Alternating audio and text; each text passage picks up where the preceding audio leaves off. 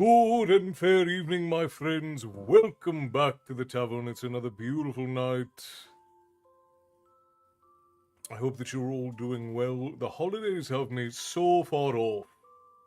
It is ridiculous. Because the lady and I are trying to get so much done for the holidays, for the tavern and for family, that it seems like an hour lasts 10 minutes. Matty, Frost, Bear, hello, Molly Sue, Erin. How goes it, my friends? Let's get Matty a toot on the raid horn since he raided in. And here we go. 3, 2, 1.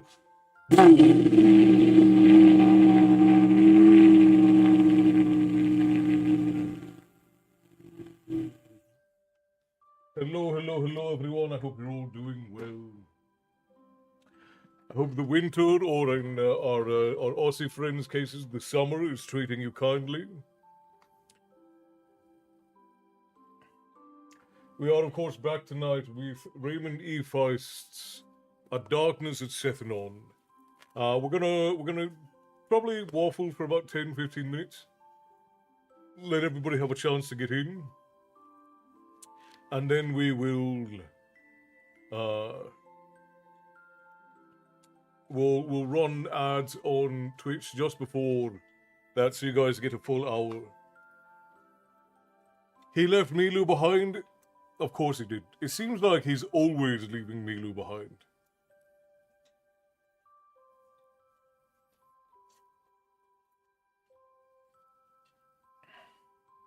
Yep, Matty is the spawn point for goblins, apparently. Milu was charging her phone in my defense. I officially sold Matty. Did you get a good price for it? Has anyone heard from Destiny lately? She was here on Sunday, wasn't she? Did Destiny come in on Sunday? So the lady says she did come in on Sunday, but she said she's been having trouble with her computer. I know the Fields Castle. I've gotten less than half of what I wanted to do done today. It seems like every time I sit down to do something, I start and then I look up and an hour and a half has passed and I've gotten not nearly 10% of what I wanted finished. It's a ludicrous thing to happen.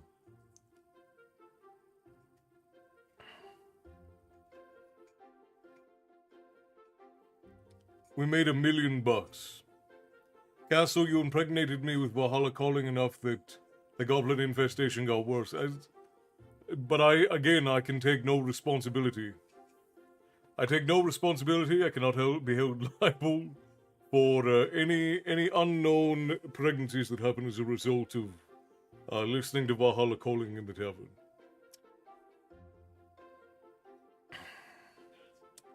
So I don't know if did you say Destiny did drop in on Sunday?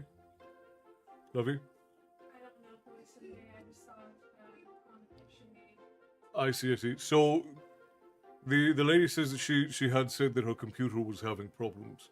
So more magic box issues, not unusual in the tavern. It's just a regular Tuesday. Ashley, hello, love. Good to see you. Welcome in. I hope you and Mateus are doing well. So does that mean I can use my Glock for educational purposes? No? No. I'm gonna go with no, Matty, because whenever you saying educational purposes puts a deep worry in my gut. Last time I remember she came with me here a few days ago. Yeah, it's very likely that she's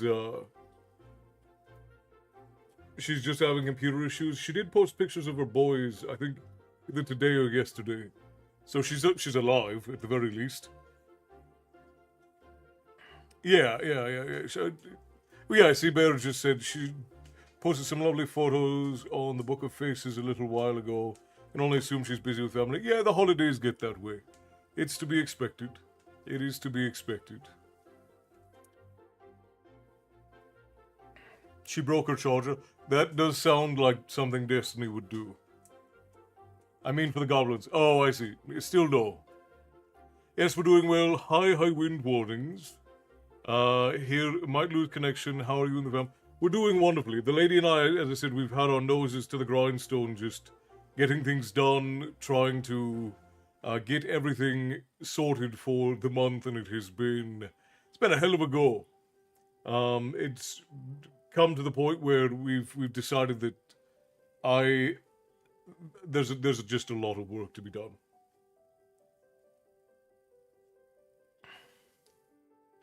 But we're grateful to have the work, so you'll hear no complaints from me.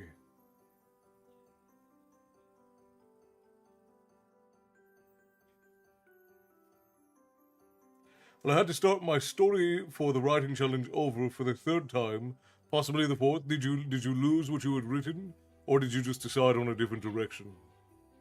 Why not? It controls the population. Goblins are a protected species underneath the law of the lady. She refuses to let me exterminate any of the goblins.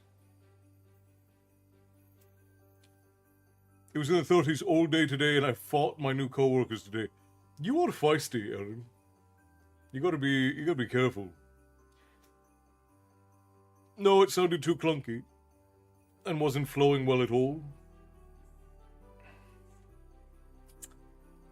Well, I have every confidence that you'll spin something quite lovely, Frost. I have every confidence. In that case, I shall not touch them. I had to assert my dominance. They took my desk and my chair. That happens a lot at dealerships. I remember from my days. I've seen the shirts. Gonna order tomorrow. They are wrapped. It took forever for the lady to finally just give in and make them, because they are silly. They are quite silly. But if you guys like them, then they're there for you.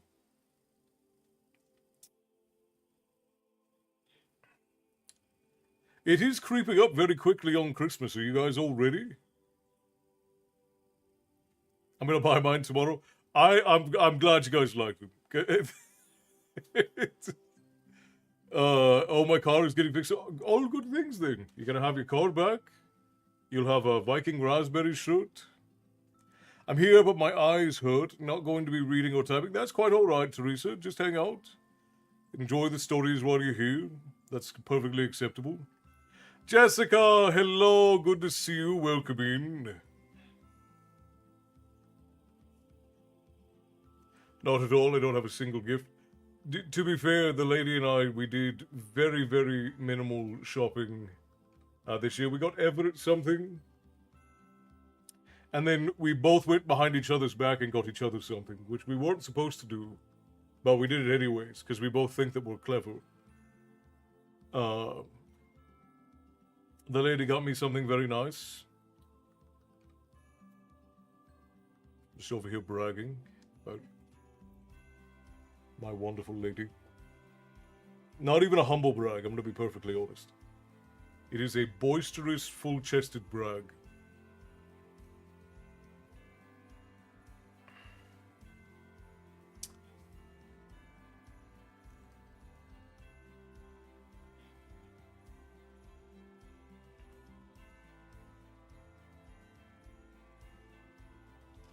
Frost, if you ever want to run something by me when you're writing, I know this is from my writing contest, but if you ever want to run something by me that you're writing, you're more than welcome to send it to me and ask for advice if you want it. Matty sends me stuff all the time. I have a few things of his that I actually need to work on. That I probably won't get to till January, if I'm being perfectly honest.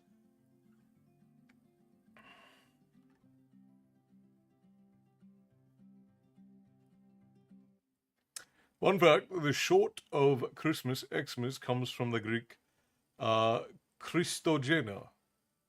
That's fine, I'm in no rush. I was trying to follow the rules and not share the work with anyone. Now I know it really doesn't apply to you. Well, I'm going to see it anyways. And since you guys are all, like, you're a long-standing community member, so if you're coming in and you're like, hey, I have this direction that I want to go with the story, but for some reason it's not working, and you're trying to develop the skill of writing, I'm happy to answer the question, I decided to make gifts this year. Everyone here is an adult and buys themselves what they want. Yeah, that's more or less where we're at. And the lady was asking me earlier, she's like, well, what do you want? My grandmother wants to get you something. And I'm like, I don't need anything. Like, I really don't want or need anything.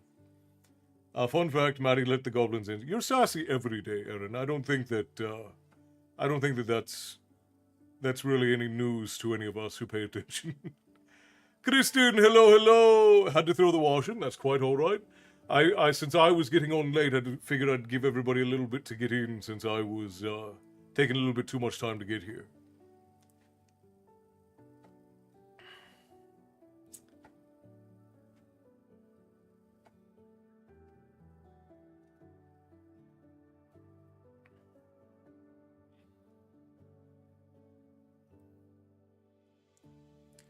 But yeah, we were talking about this earlier, and almost everything that I want and or need is for work, because everything that the lady and I do is for work.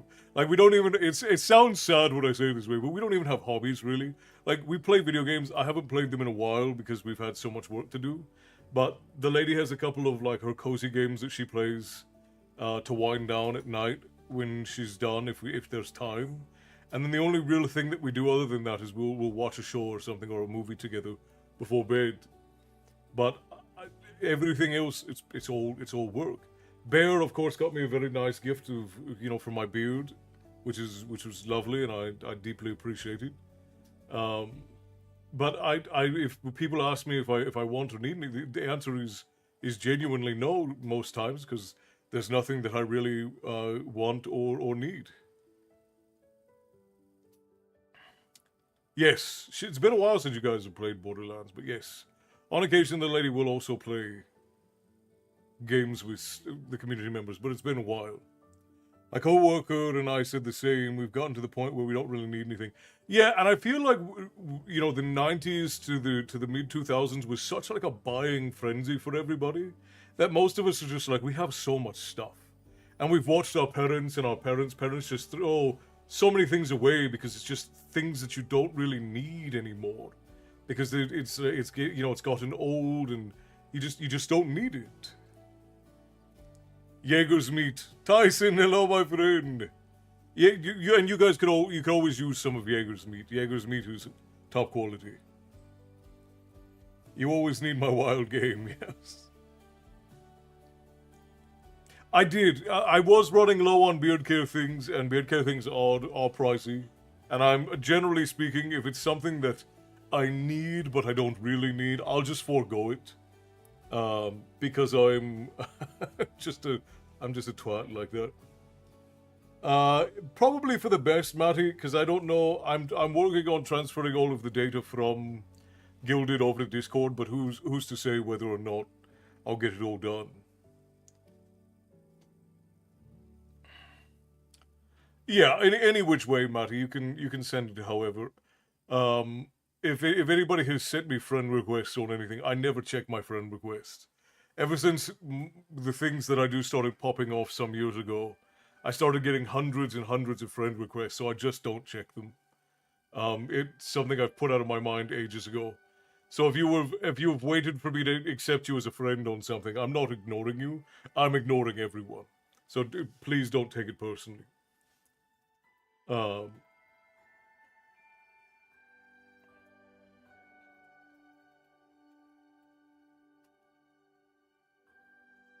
Yeah, I mean, you can send it to me. I don't ever check those things. I think on my secondary Discord, I have something like 100 pending friend requests, and I've just never gone through them. I don't.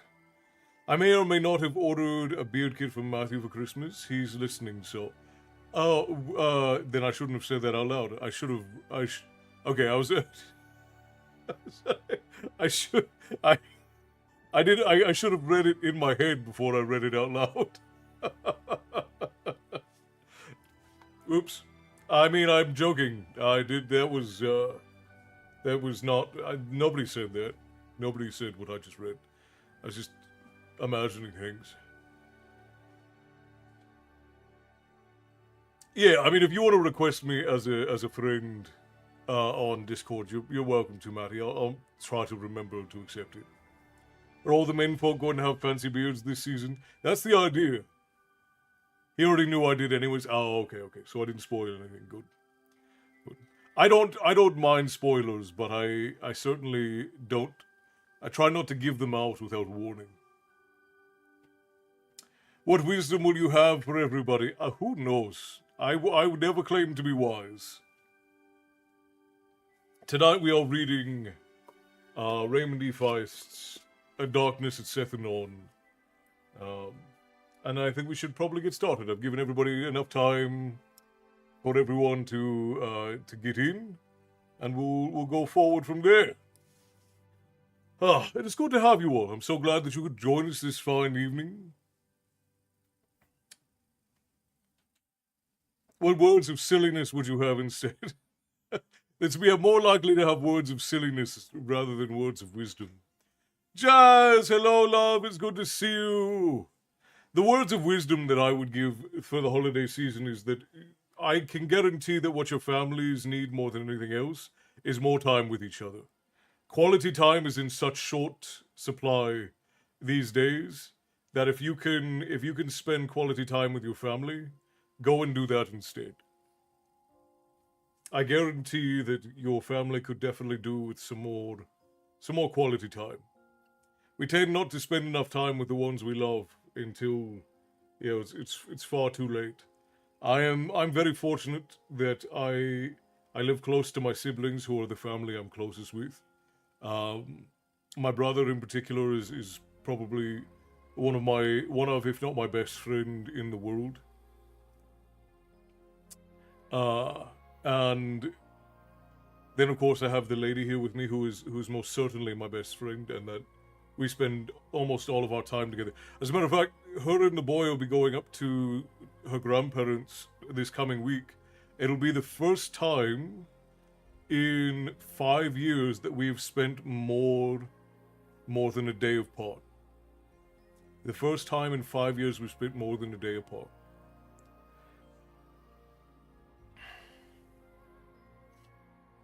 I get too excited. Well, and I again, like, if something is dependent on the surprise to be good, my brain is that it's not a very good thing. I don't know if that's just me. Like, if a story relies on the surprise to be good, I'll just be listening for a bit. I have some more late season planting done. That's all right, Bear. Absolutely.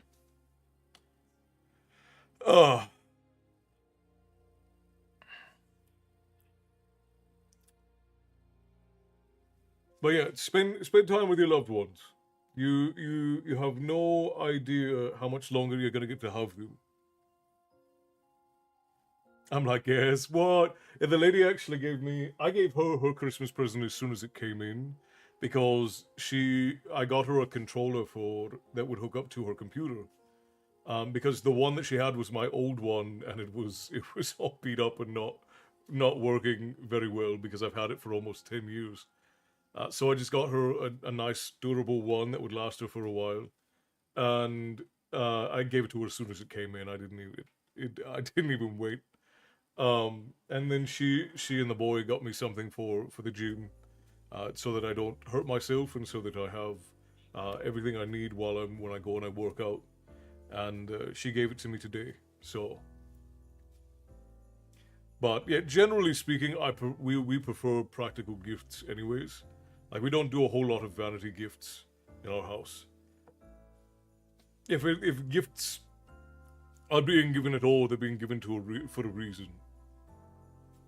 It's good to see you too, Jazz. I hope that you enjoyed your trip up to see the boys, and I hope you're back home safe and sound now.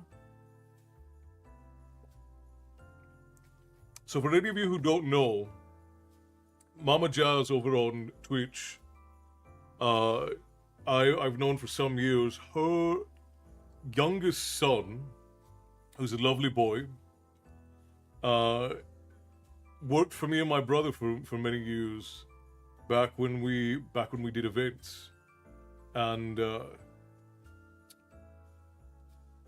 it was wonderful and freezing cold. We're still in the 70s out here in Southern California. I wish it was I wish it was better. Is Joven the old? Yes, I'm sorry. You're right. Joven is the oldest. That's my fault. He's still a baby boy, though. He's a grown man, but he's a baby boy, and he's adorable. He streams too. His name's Joven Asriel. I don't think I can tag him. Oh, let's see. No, it won't let me tag him. But I'll trade my 1 degrees for your 70. I will any day. Any day. Again, the number of things I would throw into a volcano for 1 degree weather. Ugh. I would be making all of the sacrifices. Send all of the cold my way. Ordered a Viking raspberry short and another hoodie as a present for myself this morning. I saw, Bear, I appreciate you. Which, by the way, it was requested, so we did it. I don't have an example because we weren't able to order samples quick enough to get here before the holidays. So I apologize if the quality is not good. It's the same place that all of our other things come from. We get them from a print to ship. But until the 8th of January, everything in the tavern shop will be on sale. And the lady just released a new design for Viking raspberries. Thank you, Frost. Yeah, we're going to run ads right now over on Twitch, everybody. And then we're going to start reading immediately after that. Matthew is the same way. He thrives in the cold. I'm under so many blankets as often as possible. Yeah, the lady and I both thrive in the cold, and she's tiny. She's very like the lady weighs like 95 pounds soaking wet. But the two of us are definitely cold weather people, to be sure. All right, friends, we're going to run ads over on Twitch, and then we're going to start story time for the evening. Yes, it's so cool. Bye. Thank you, Ashley. I appreciate you. But yeah, so there's the new Viking raspberries design, which for those of you who don't know, is a reference to somebody asked me ages ago how to blow these horns, and I said you basically blow a raspberry into it, and then it became a standing joke that this was Viking raspberries.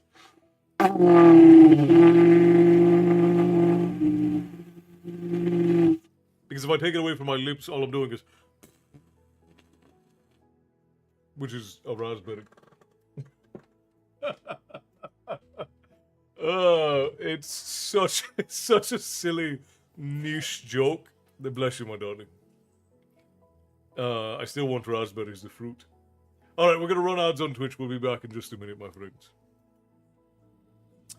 But yes, until the 8th of January, the whole tavern shop is on sale. I don't ever talk about the tavern shop because it's just not in my head to do it. But you are always welcome to go over to... It's my favorite thing. You guys are something else. You're a comic, you are. It keeps things fun, though. It keeps things fun. I love it.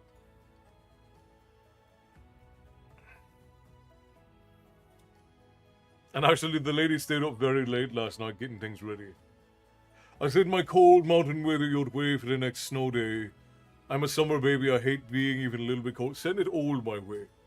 Send it all to me. Yeah, I would be happy if all the cold weather in the world just conglomerated around me at all times. Because where I grew up, it was very cold. Like, I grew up mostly in the south of Ireland. The most amount of time that I spent was in County Wicklow with my uncle. I also spent a little bit of time in Down and in Limerick, and out near Donegal. But most of the time I was living in Wicklow. And then my last 2 years out there, I lived in Belfast with my grandfather. And then I spent a little bit less than a year in the north of Oslo with one of my uncles. So everywhere I lived growing up was very cold, except for when I was in the United States visiting my parents. They lived in the high desert of California. And so that was obviously a stark difference, but I was usually out here near the end of summer and into the winter time. So every place I ever lived was cold because the high desert gets very cold in the wintertime. Like it would drop down to the single digits and have 80 mile per hour winds with 110 mile per hour gusts.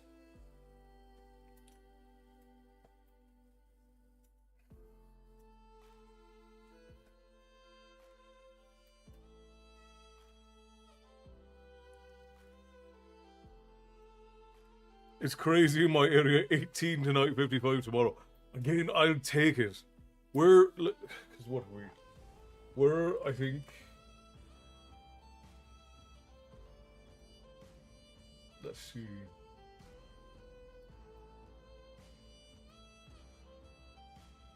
Good lord, you were in the 80s, 70s, and 80s. For the next 10 days. It's supposed to be winter and we're in the 70s and 80s. It's dreadful. Now, it gets cold at night, thank God. But we're in the 70s and 80s. It was supposed to start raining and snowing and all that bollocks. And it's just not. It's terrible. Ugh. I've been in New England my whole life and still can't adapt. It's 8 Celsius here. I don't like it. I'd take it 10 more, please. Currently 16 mile per hour winds with 20-ish degrees, so it feels a lot colder. That's not all that bad. Uncle Scooby, hello, you got a raid coming in from somewhere?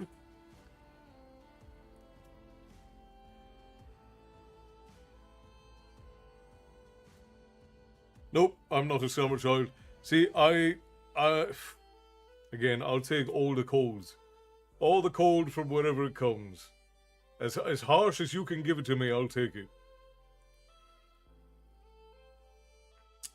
I don't play well with the Mark Griffin 27. Hello, my friend. Welcome to the tavern, Uncle Scooby. Hello, everyone. Let's get Mr. Mark Griffin there a shout out real quick. Hang on.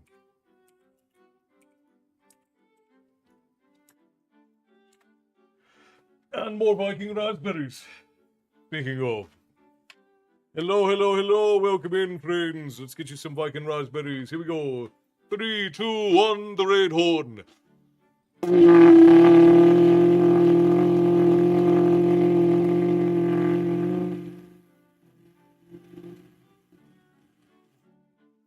Hello, hello, hello, and welcome. I am Castle. This is my tavern, and here we talk about myth and lore and tales of yore.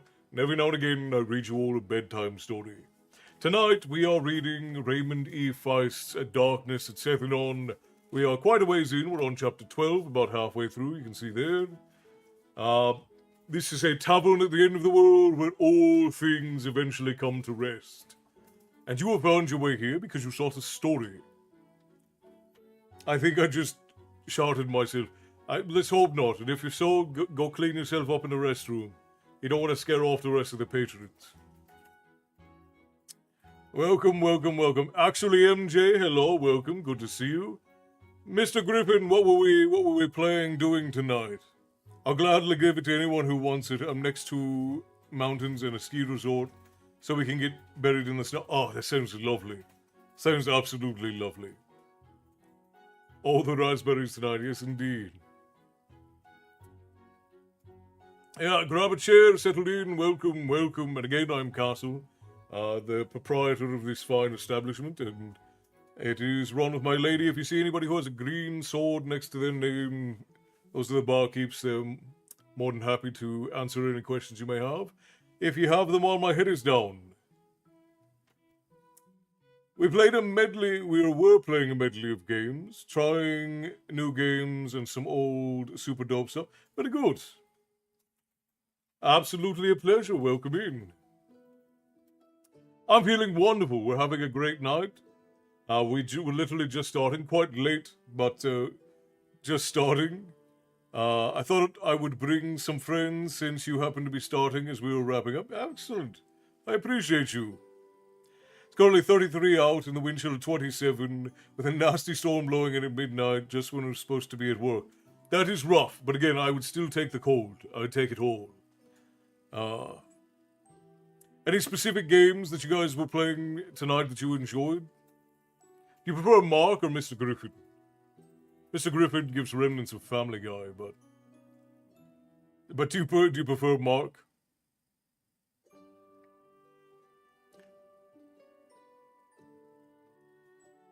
And yeah, we are doing quite well this evening. We went and ran some errands, and we do story time every Tuesday and Thursday. For those of you who like to be read to or enjoy having something cozy before you go to sleep, story time in the tavern usually is supposed to start at around 4:30 Pacific Standard Time, and then we usually go till about 7 or 8 o'clock.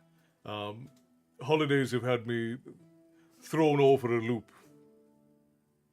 As long as you don't call him Stewie. Okay. Mark is cool, yeah, and Kingdom Come Deliverance 2, Little Hope. Or something. Kingdom Come Deliverance 2, I have seen, is supposedly very good. Like, apparently, the variance in dialogue, the character design, and the ability to choose, like, what you're going to do with your character and your particular run, I've been told are absolutely exceptional. Little Hope, I haven't seen. But no, that's Little Nightmares. Never mind. I was saying, is that the one that a new version is coming up? But no, Little Nightmares is getting a third version. I strongly dislike the code. I've never slipped on Sunshine. Fair enough, but if you've got spiked boots, you never slip on the ice either. And it also hurts a lot more if you have to put boot to someone's ass because they're not being proper, you know.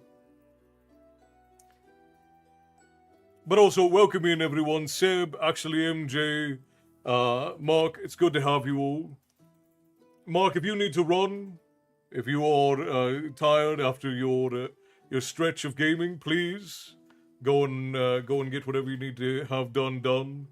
Raiding and running is of course acceptable.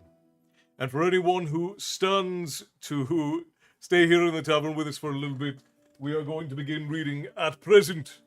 So settle in, fill a glass, and grab a seat.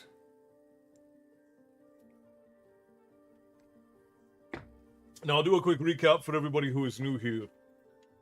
This is A Darkness at Sethanon by Raymond E. Feist. Seb, thank you for... I'm going to call you Seb, I hope that's fine. If you have a different preference, let me know. Seb, if this is the fourth book in a series by Feist, and this one does not necessarily rely too much on anything else. But essentially, in one of the previous books, there was a overwhelming enemy that was trying to kill the main character of this book, who is called Arutha. And where we are now, Arutha and his party are going to try and infiltrate the military camp of the individual who was trying to kill him. And then we have another group that are off trying to find a wizard that got imprisoned out in space somewhere. Sounds strange, I promise you it makes sense. I appreciate you. Nice to meet you, gang. Peace, y'all. Good night, Mark. May you rest well and may you rise tomorrow ready to face the day. We hope that you dream sweetly and that your rising comes with nothing but victories, my friend. Thank you for bringing in the... we'll say the Griffins. Thank you for bringing in the Griffins. We'll be sure to take care of them. And everyone will leave well-fed and not on the dry. Also, is it okay to have an antagonist just want revenge, justified or not? That's probably a very human motivation, Matty. I would say that that's fine. Lots of people want revenge even if it's not justified. One of the reasons why today we don't have as much of a conversation culture as we used to. Because it used to be back then, especially for gentlemen, that, and don't get me wrong, people still held grudges back then. I'm not going to glorify as if people were suddenly more civil back in the day. But when I grew up, two folk could get into a fight, have a row with one another, and if they battered one another and it came to the end of it, then at the end of it, they were still friends. They could walk away and have a mutual respect and still be fine. Nowadays, that would never happen. In most cases. I mostly ask for Sethanon's character. Well, yeah, and again, it's a very human thing to want revenge for no reason. It's the Griff Gang castle. Oh, the Griff Gang. That sounds unscrupulous. Sounds like you're grifting and you're a gang. But as long as you leave your grifting at the door, that's fine, Scooby. Alright, let's get to reading. I've waffled long enough. Settle in, friends, quiet down, fill your drinks, and let us begin.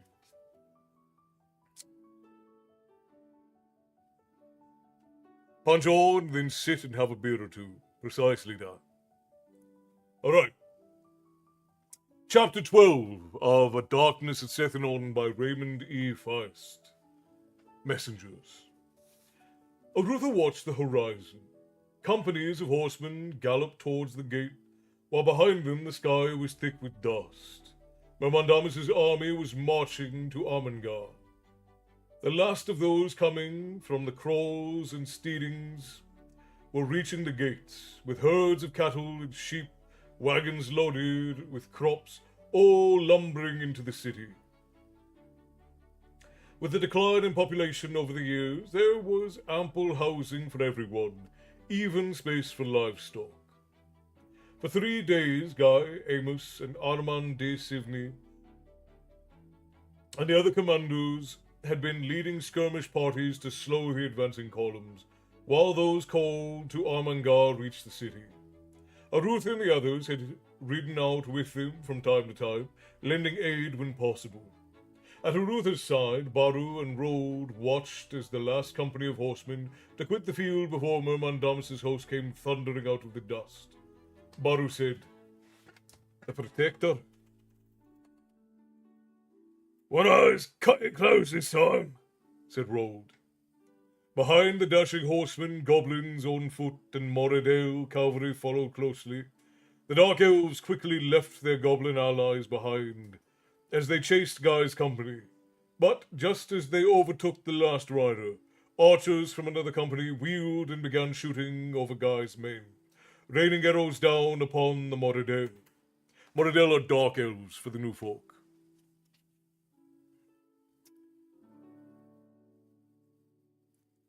They broke and retreated, and both Armengarian companies were again dashing for the gate. Arutha spoke quietly. "Martin is with them." Jimmy and Locklear came hurrying along. Jimmy and Locklear are 2 squires who, one used to be a thief and one is the son of a nobleman. Okay, that is unnecessarily lively. Hang on. Not exactly fitting the moment. That's better.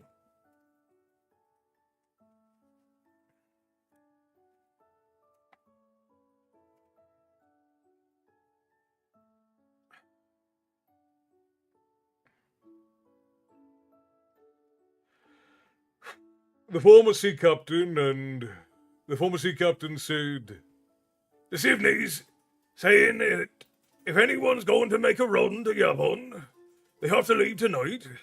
After that, all the patrols in the hills will fall back to the redoubts upon the cliff hilltops. By midday tomorrow, there'll be only dark brothers and goblins in the hills out there." Arutha had at last agreed with Baru's plan to carry word south. "All right, but I want some last words with Guy before we send anyone." "If I know one eye," said Amos, "and I do, he'll be standing by your side within minutes of the gate closing." True to Amos's prediction, as soon as the last stragglers were safely through the gates, Guy was upon the wall, studying the approaching army. He signalled, and the bridge across the moat was retracted, slowly disappearing upon the foundation of the wall. Looking down, Rold said, I was wondering how that would be taken care of. Guy motioned towards the now unbroken moat.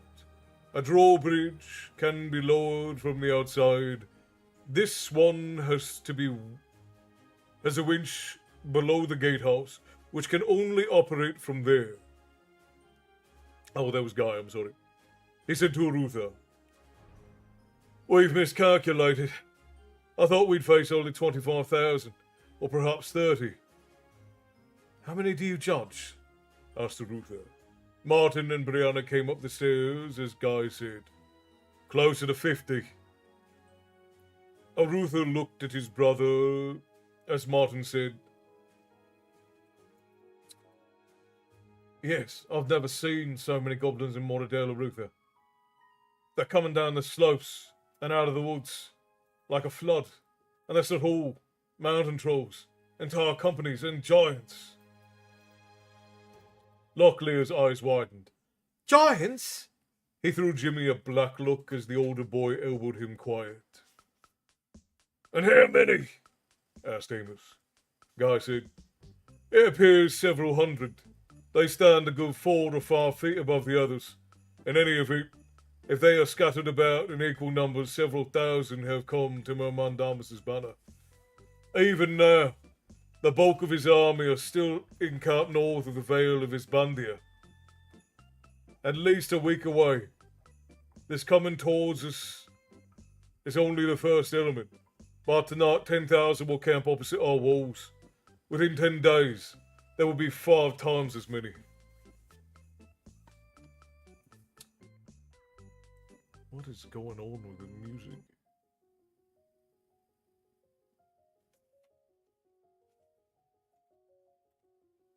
Yeah, occasionally the music just goes strange. I have a playlist that I use that won't get us in trouble, but it occasionally it's just got something strange in it that no one wants to listen to.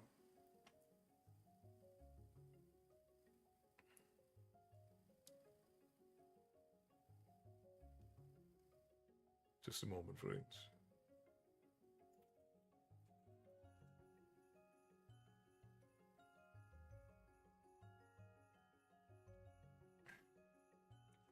A lack of sanity is normal around here. Yeah, that's fair enough. Fair enough. Arutha looked out over the wall in silence for a while and then said, "So what are you saying is that you cannot hold until reinforcements arrive from Yabon?"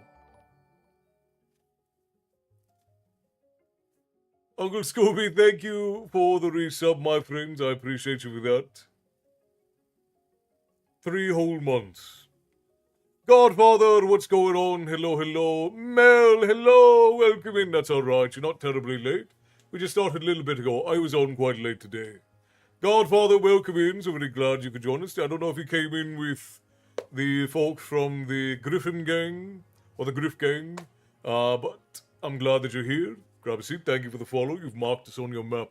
You should be able to find your way back the next time that you seek a story. And Uncle Scooby, thank you for the tip to the tavern keeper, my friend. Always appreciated. All right, where was I? If it were a normal army, I'd say we could, answered Guy. But past experience tells us Mermandamus will bring tricks to bear. By my best guess, he's only about 4 weeks for sacking the city. Otherwise, he's allowed only 4 weeks for sacking the city. Otherwise, he won't have enough time to cross the mountains. He's got the flood of a dozen lesser passes with soldiers, reform his army on the other side, and move straight south to Tearsog. He can't move west to Inclindale, for it would take too long to reach the city and dispose of the garrisons before reinforcements arrive from Yabon City and L'Oreal. He needs to establish himself in the kingdom quickly to ready for spring campaign.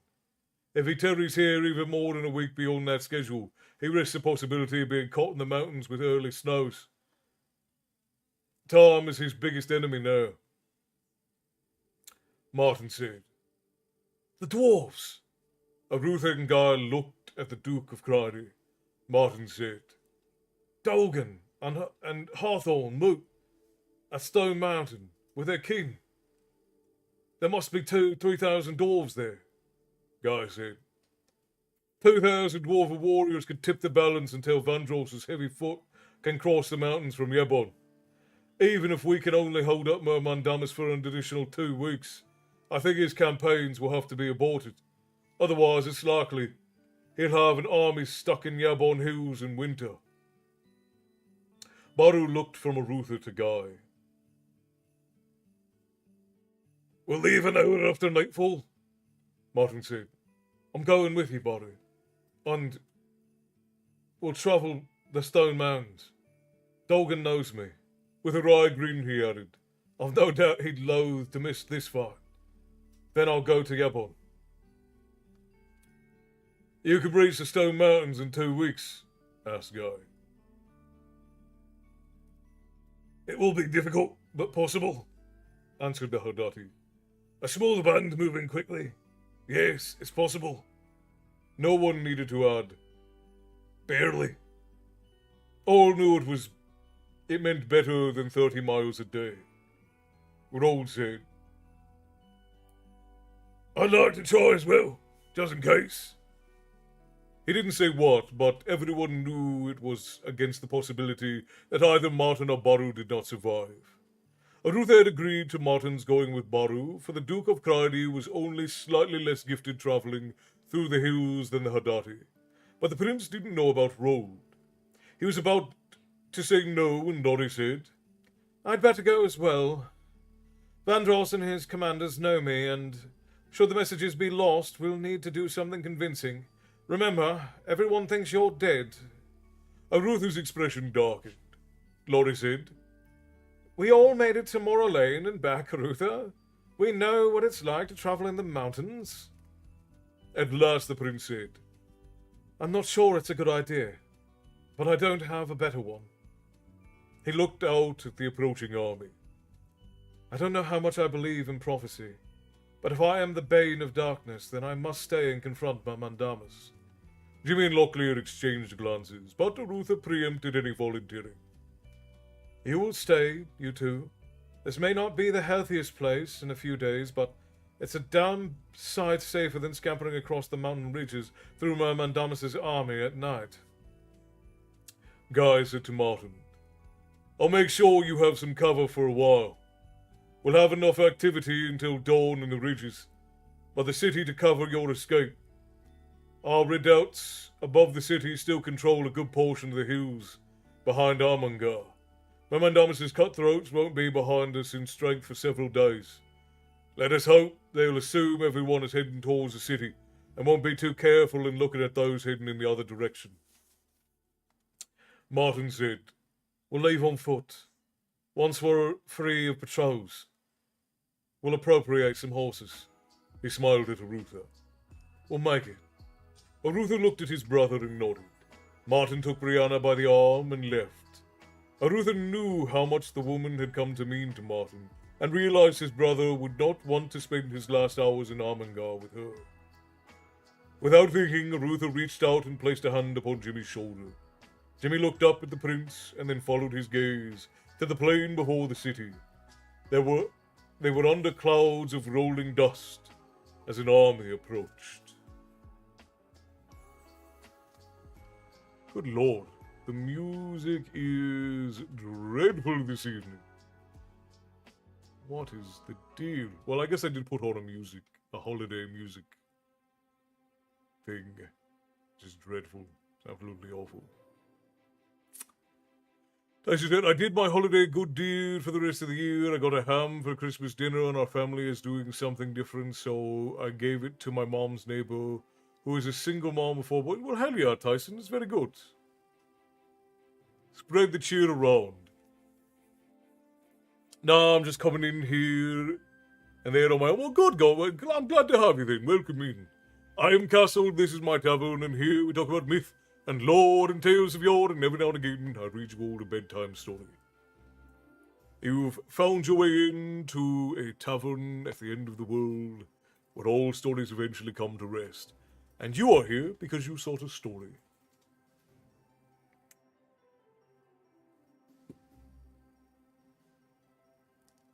Milo, I hope you're doing well.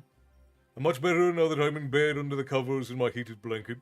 Is it nice and cold where you are?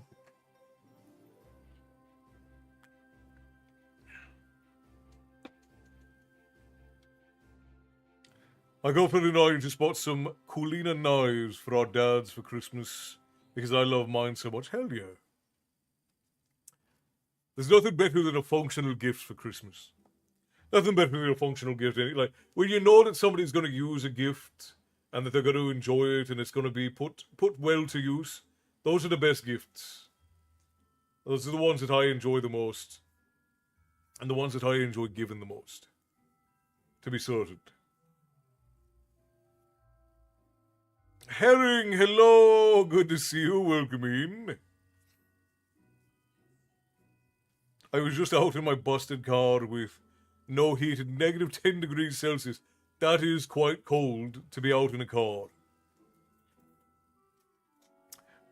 Wisconsin Gamer, good to see you. Hello, hello. It's been a while. Got a blizzard going on here where I'm at. Again, I'm jealous. I'd trade you for it. We're in the 70s and 80s all this week here.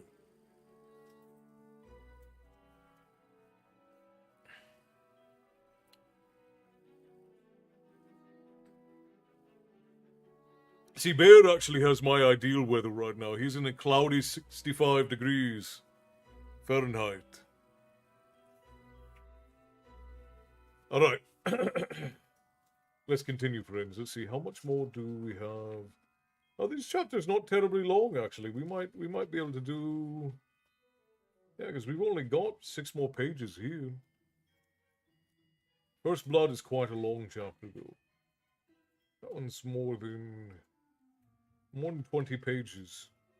We'll see. We'll see how everybody's feeling when we get to the end.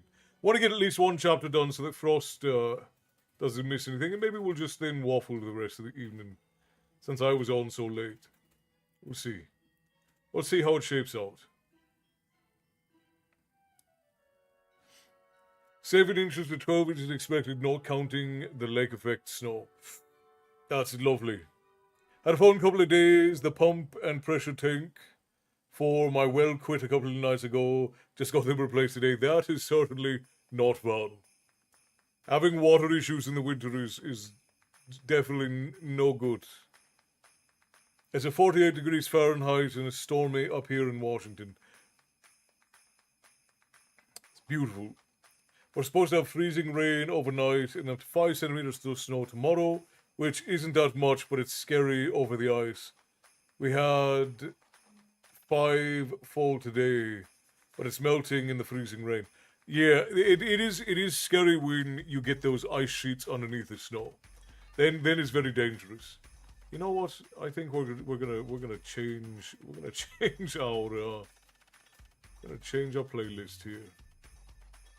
This one is not doing it for me.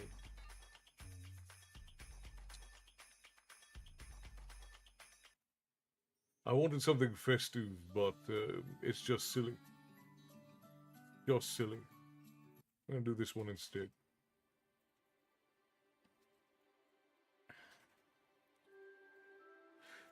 The freezing rain is what worries me. It'll be nothing but ice when I get out in the morning. Yeah, and that is indeed scary. There's an old superstition that when you gift a knife, you should also give a coin, and that you have paid the person not to use the knife on you. Wise words. Definitely don't want to be chopped up by somebody. Oh, it's not. I'm sure that everyone will be equally as happy with waffles if we finish a whole chapter, Frost. What the big concern is that we usually don't get through a whole chapter because I spend too much time waffling. My 2 poor neighbors have no hot water or furnace right now, and they have 3 kids with fevers. Oh, that's dreadful.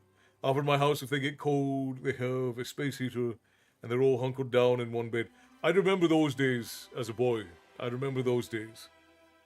I hope the school buses are cancelled in the morning. There's so many farm kid runs. Yeah.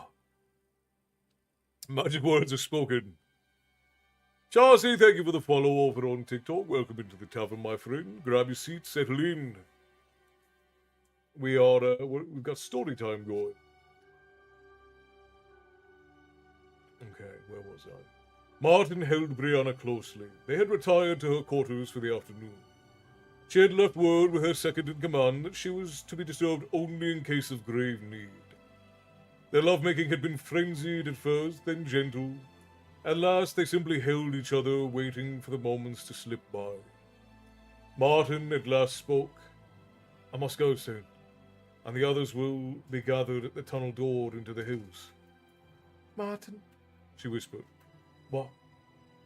I just wanted to say your name. She studied his face. Martin. He kissed her and tasted the salt of tears upon her lips. She clung to him and said, Tell me about tomorrow. Tomorrow?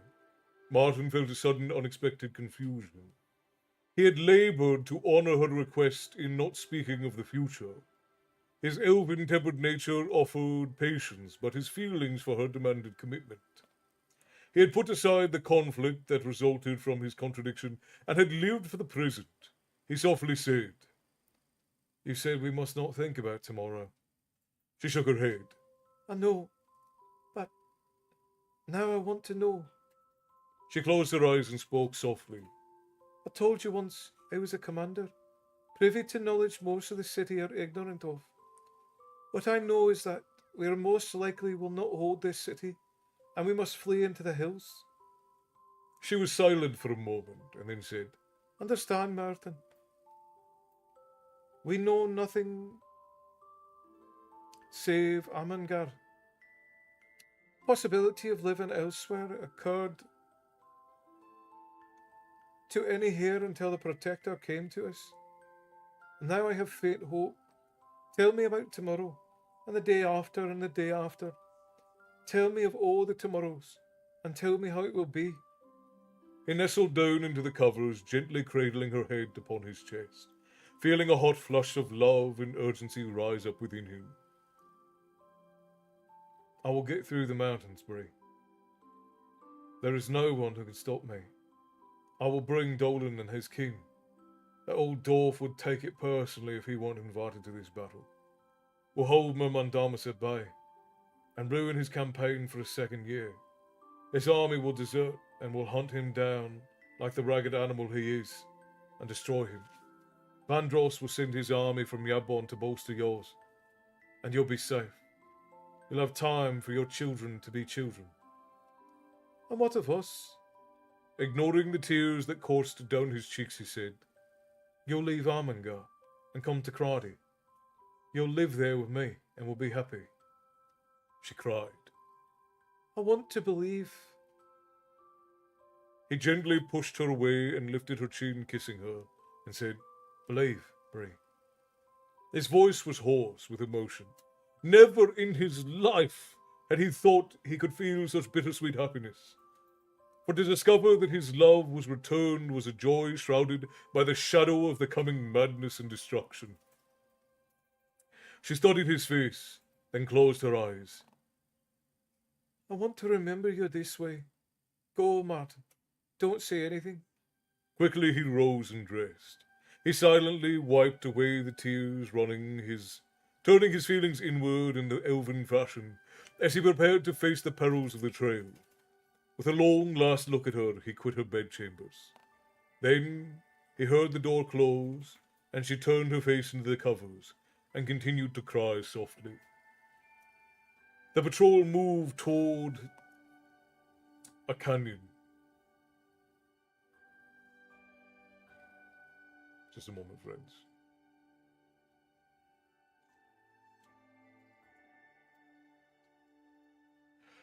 The patrol moved up toward a canyon.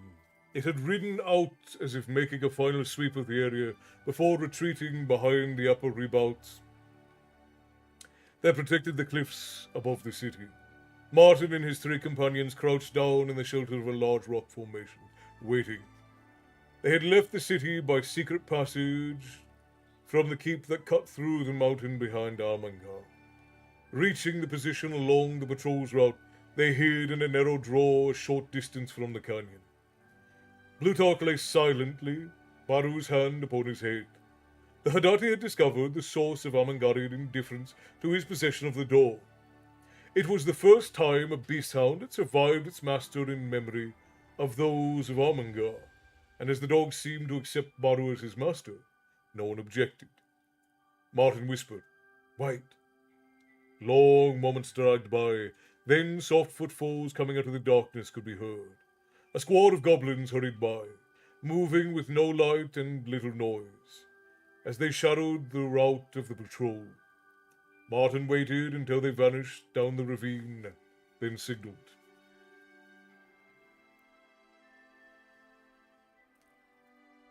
Nico, hello, good to see you. I'm glad you dropped in again. Hope you're feeling all right.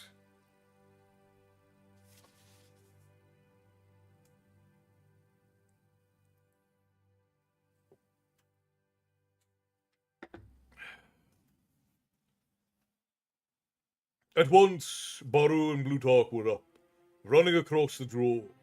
The Haddad Bluetalk is a giant beast-hound dog, by the way. The Haddati had jumped to the upper edge of the shallow wash and reached down as Bluetalk leapt. With a helping hand from the hillmen, the huge beast-hound cleared the rim of the small depression. Laurie and Rhodes sprang for the edge and followed a moment later by Martin. Then Baru was leading them along the naked reach. For a terrible long moments they ran in a crouch, exposed to the view of anyone who might look their way, until they could jump down into a small crevice. Baru looked one way and the other as his company landed beside him. With a curt nod, he led them away toward the west of the stone mountain. For 3 days they moved, making cold camp at first light, hiding in a cave or in a blind draw until nightfall, when they would be off again, knowing the way helped, for they avoided many of the false trails and other paths that would lead them away from the true route. All about them was proof of Merbandamus's army was sweeping the hills, ensuring that they were clear of Armangarians. 5 times in 3 days they had lain in hiding as mounted or foot patrols passed by. Each time the fact of their hiding motionless, rather than fleeing for Armangar, saved them. Ruther had been right. The patrols were looking for stragglers heading for the city, not for messengers on the way out. Martin was sure that was not always going to be the case. The next day, Martin's fears were borne out, for a narrow pass, impossible to get around, was guarded by a company of Moradel. 6 hill clan Moradels sat about a campfire, while 2 more were posted as guards near their horses. Baru had only narrowly avoided being spotted. The warning from Bluetalk, the only reason he had not blundered into view. The Haddati lay back against the boulder, holding up 8 fingers. He motioned that 2 stood atop the rocks, pantomimed looking. He then held up 6 fingers and squatted, pantomiming eating. Martin nodded. He motioned, passing around the position. Baru shook his head. Martin unlimbered his bow, took out 2 arrows, putting one between his teeth. As he knocked the other, he held up 2 fingers and pointed to himself, then pointed to the others and nodded. Baru held up 6 fingers and motioned that he understood. Martin calmly stepped out into view and let fly from his first arrow. One of the dark elves flew backwards from top the stone perch, while the other started to jump down. He had an arrow in his chest before he landed. Baru and the others were already past Martin. Weapons drawn, Baru's blade whistled through the air and slashed out, killing another Moradel before he could get close. Bluetalk had another down on the ground, and Rode and Nori engaged 2 others, while Martin dropped his bow and pulled his sword. The fight was furious, and the Moradel quickly recovered from the surprise. But as Martin engaged another, the sound of hoofbeats could be heard. One of the Moradel had been an opponent and had chosen to leap into his saddle. He spurred his horse and rode past the attackers before he could be prevented. In short order, Martin and his companions had dispatched the other Moradil and the campsite was silent. Damn! Martin swore. Baru said, "It could not be helped. If I'd stayed with my bow, I could have brought him down. I was impatient." He said as if that was the worst possible error. "Well, there's nothing for it now. As Amos would say, we've their horses, so let's use them. I don't know if there are any more camps beyond, but we'll need speed now, not stealth. The Moradel will be back here shortly with friends."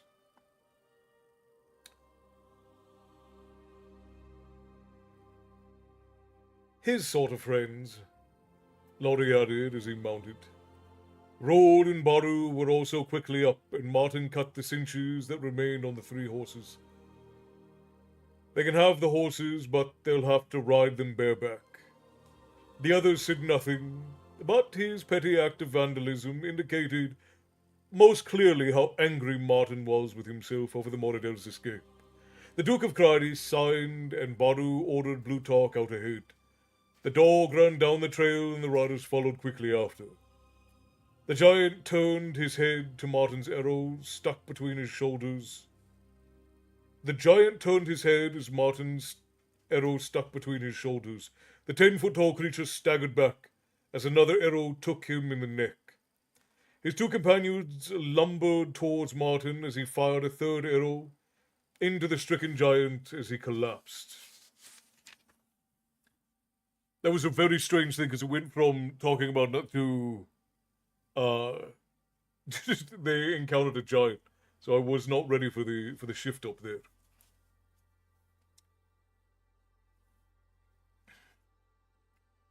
Baru had ordered Blutarch to stand, for the huge humanoids wielded swords the size of human greatsword, easily sufficient to cleave the large dog in 2 with a single blow. For all their shambling movement, the hairy creatures could lash out with enough speed to make them very dangerous. Baru ducked to a squat.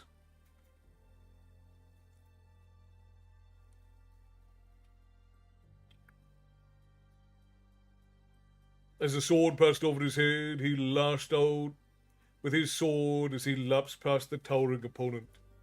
In a single stroke, he hamstrung the creature, causing it to fall. Between them, Rod and Nori had the 3rd giant in a defensive, and they kept him backing up until Martin could kill him with the bow.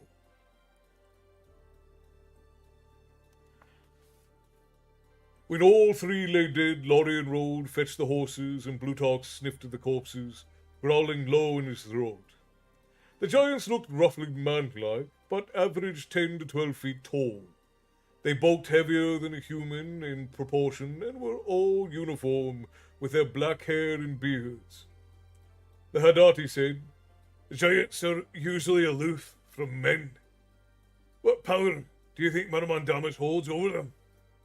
Martin shook his head. "I don't know. I've heard of them, and there are some in the mountains near the Free Cities. But the Natalie's Rangers also say they avoid contact with others, and they do not usually cause trouble. Perhaps they are simply no more immune to the blandishments of wealth and power than other creatures." "Legend says there was once men such as you or I, but there's something changed them," commented Baru. As they mounted, Rod said, "I find that difficult to believe." Martin signaled that the march should resume, and they rode forward. The second encounter with Murmandamus's guard successfully passed. Blutarch's low growl indicated that something was up the trail. They were reaching the point above the Inclandale Gap, where they would be leaving the ridge and heading down into Yabon. They had covered the ground as fast as possible for 3 days. They were bone-weary, drifting off to sleep in the saddle, but they kept on. The horses were losing weight, for the grain carried by the Moradel had run out 2 days before, and there was no forage to speak of. They would have let the animals graze when they reached some grasses, but Martin knew that, with the demands placed upon the animals, they would have to have more than grass if they were to finish out the journey. Still, he was thankful for the horses, for the 3 days of riding had turned their chances from desperate to fair. 2 more days of riding, and even should the horses die, they should be certain to reach the stone mountain in time. Baru motioned the others to hold position. He inched forward along the narrow trail, disappearing around the turn. Martin remained motionless, his bow at the ready. Lorry and Rold held the mounts. Baru reappeared and motioned them back down the trail. "Trolls," he whispered. "How many?" asked Lorry. "A full dozen," Martin swore. "Can we get around them?" "If we leave the horses and move along the ridges, there may be a way, but I don't know."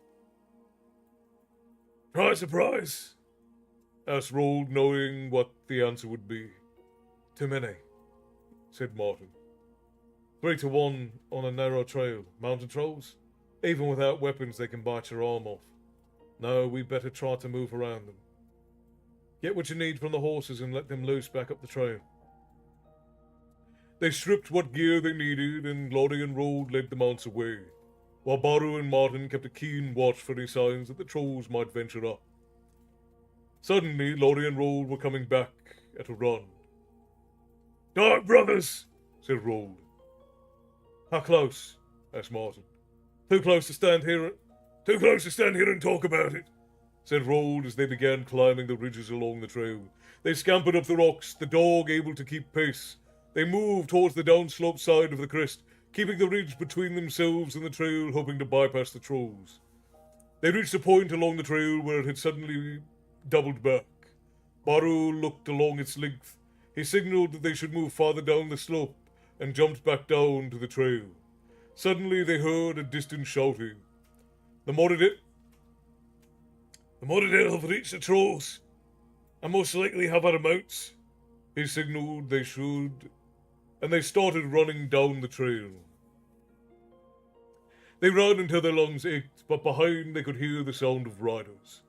Martin dodged around a tall stand of rocks on one side and shouted, "Here!" When the others had stopped, he said, Can you get up there and push those rocks down here?"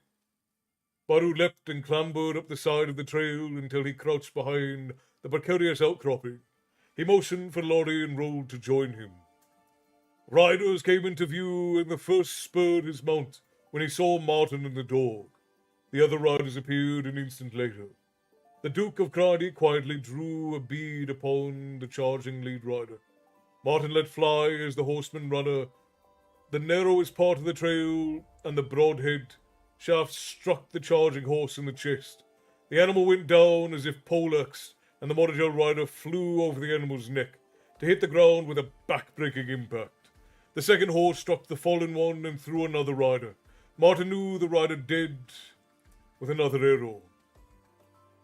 Behind, confusion reigned as the horses were thrown into the roadblock of dead animals and riders. 2 other horses appeared injured, but Martin couldn't be sure. Then Baru shouted. At once, Bluetalk sprang down the trail. Martin ran after the dog as the sound of rocks coming loose filled the air. With an almost explosive release, the rock slide came down in a torrent. Martin could hear his companions swearing and yelling as a rain of small rocks bounced down the trail beside him. Martin halted to observe the fall of rock. Dust filled the air, clouding his vision. Then the dust began to settle. He could hear Lorry calling his name, and he dashed back and began to climb the slide. At the top, hands grabbed him. Through watering eyes, he saw Lorry. "Road," he said, pointing. The mercenary had lost his footing sliding down the hillside to land on the wrong side of the rocks, blocking the road. He sat with his back to the fall, facing up the trail, where the Moradale and trolls regrouped. "We'll cover for you," shouted Martin. Rold turned with a grim smile and shouted, "Cut! My legs are broken." He pointed to where his legs stretched out before him, and Martin and Lorry could see the blood beginning to pool. Bone was visible through one trouser leg. He sat with his sword on his lap, daggers held, ready to throw. "Get along! I'll hold them up for a few minutes. Get away!" Baru came beside Lorry and Martin. "We must get away," said the Haddati. Lorry said, "We won't leave you!" Rold shouted, but his eyes were fixed up the trail, where vague shapes moved through the dust. "I always wanted to die a hero. Don't spoil it for me, Laurie. Make up a song. Make up a good one. Now get out of here!" Baru and Martin pulled Laurie down the rocks. After a moment, he came willingly. When they reached the place where Bluetalk waited, Laurie was the first to begin to run down the trail, his face a grim mask, but his eyes were now dry. Behind they could hear the shouts of the trolls and the Moradil, accompanied by cries of pain. And they knew Rold was giving a good account of himself. Then the sounds of struggle ceased. And so ends chapter 12 of A Darkness at Sethanon, my friends.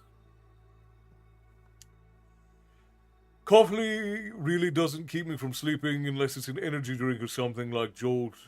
I usually sleep just fine. See, now it's not that coffee can keep you from drinking. What it does is it keeps you from being tired. You can still sleep if you're not tired. But coffee blocks the chemical in your brain that makes you feel tired. And what it'll do is it'll actually keep it from getting out of your brain as well as getting into your brain. So it fills up the little nodes in your brain that keep you from getting tired. And then what happens is while you are attempting to sleep, your brain is still filled with those sleepy chemicals. And then when the caffeine wears off, your brain will be bombarded with those sleepy chemicals again. So it doesn't keep you from sleeping, but it does keep you from getting rest. I've confirmed Berry is a coffeeaholic in my book. I mean, she literally says, "I'll caffeinate or exacerbate" in book 3. That's how the lady is. It blocks the receptors. Yes, absolutely, Mel. Which is why if you are going to bed and you want to have good sleep, you absolutely 110% should not drink coffee or any sort of caffeine for at least 4 hours before you go to bed.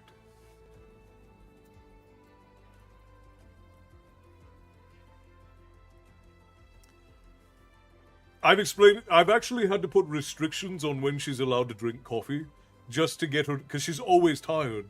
And the reason why she's always tired is because she drinks nuclear level caffeinated coffee all the way up until bedtime, so her brain never has the ability to release those chemicals that are making her sleepy.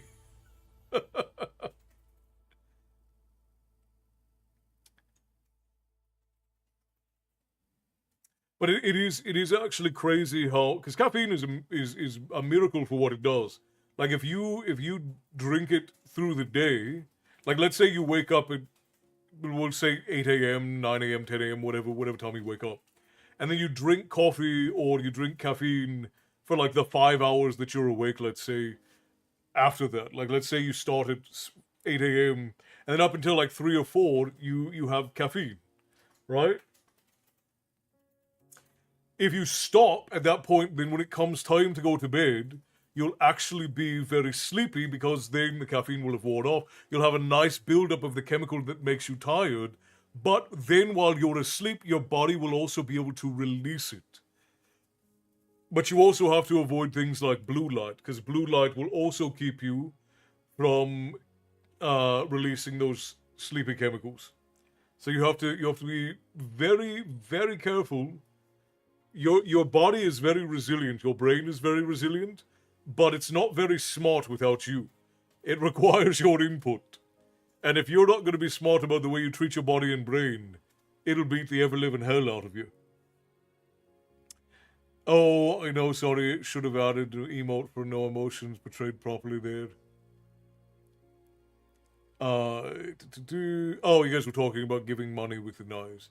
Well, didn't get dispatched for work order for tomorrow, so I'll be fine. Last 20 years, I've always mown her front lawn and nature strip whenever I've mown. Is that you talking about your neighbor, Bear? I presume there's a whole conversation going on that I'm halfway behind. But as if I'm going to insist on drinking coffee so late that I need to drink decaf in the later hours of the day. That's very true. That's very true. You do, like, we do not pay enough attention to what we put into our bodies and when. Because, like, one, deep sleep is very important for your body recovering. Like, you need to be in REM sleep for at least 2 hours a night in order for your body and brain to recover properly. Like, even, like, if you're trying to go to the gym and you're trying to get jacked, if you're not sleeping properly, it won't happen. It just simply won't. Because you need the sleep to recover. And the same thing goes if you're trying to learn something.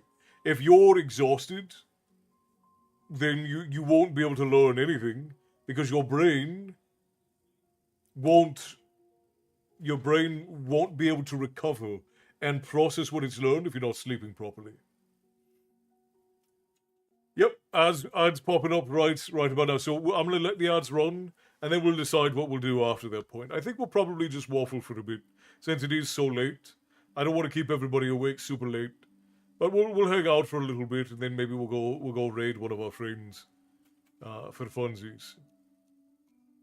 So we're gonna run ads real quick, and I'll be right back.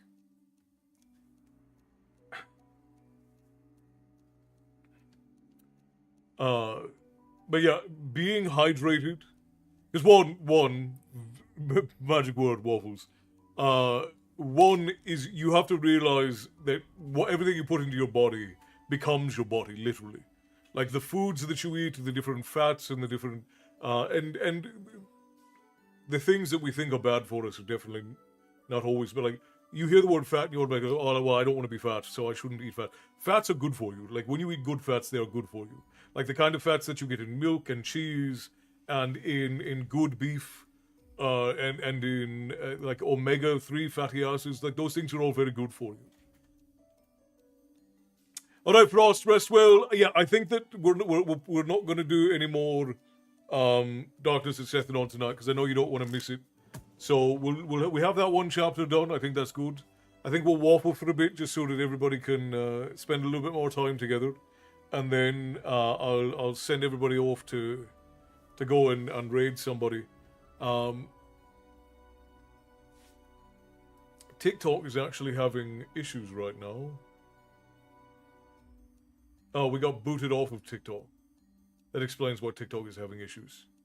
I was like, why is nothing working on TikTok? Because we got booted off of TikTok. I wasn't paying attention. All right, well, we'll take that back live then, I guess. At least for a little bit.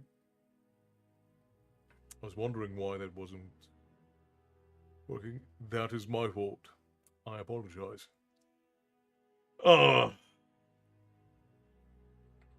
But you also have to be careful, like you don't put too much sugar into your body, because your body will store that sugar in bad ways. You have to understand, like you think about how much sugar did your ancestors say even 80 years ago? How much sugar did they eat? How much sugar could they eat? It's not a lot, because the only places you could really get consistent sugar from would be like sugarcane or honey or fruit. So if you didn't have access to a strong and steady supply of those things, you didn't get that much sugar.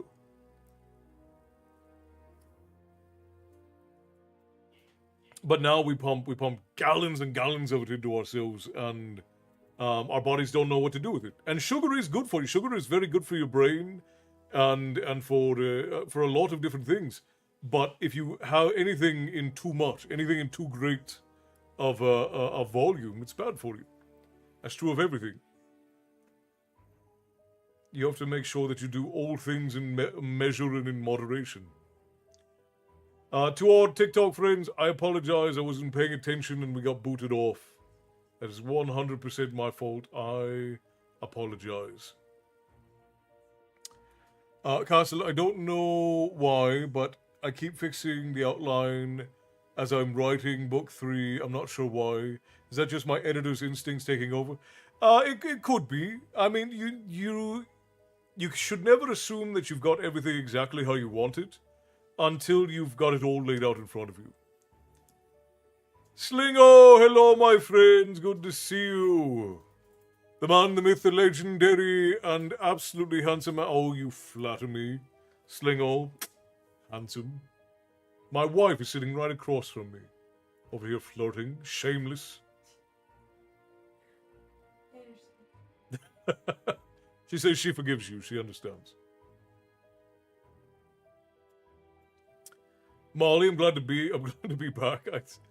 I don't know how I managed to let TikTok lapse like that, but I guess I was very hard focused on getting through the chapters so that everybody could get at least one chapter tonight before it got too late, which happens.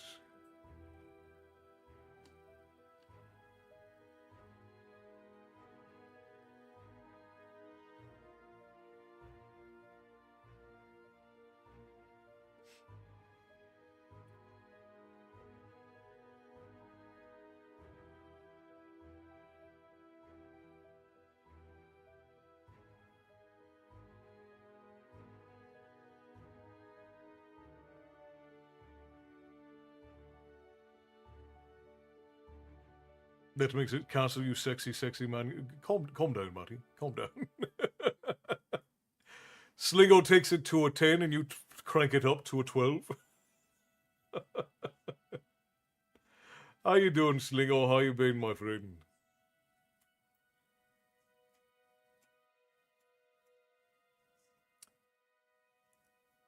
I hope everybody's doing well. Maddie not flirting, by the way. Maddie can't flirt. That felt like flirting, Maddie. I don't know.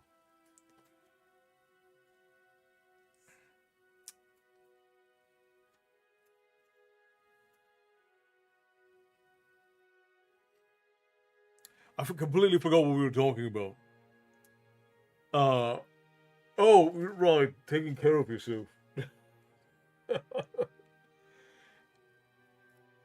Because a lot of people will have their vice, right? And that vice is usually used for comfort. And then we will take and we will be excessive in the way that we utilize our comforts. And it usually ends up hurting us. Rarely will you find that if you sit in and you do something like, even if it's exercise, right? Like even if you are somebody who really loves to exercise and work out and be healthy in that sense, if you are exercising to a point where you are dehydrating yourself so that you can see all of the muscle and you don't have a whole lot of water weight on you, or if you are starving yourself to lose weight, like any of these things can become bad if you allow them to become a vice. But Matt's an unintentional floozy. I think he's an intentional floozy.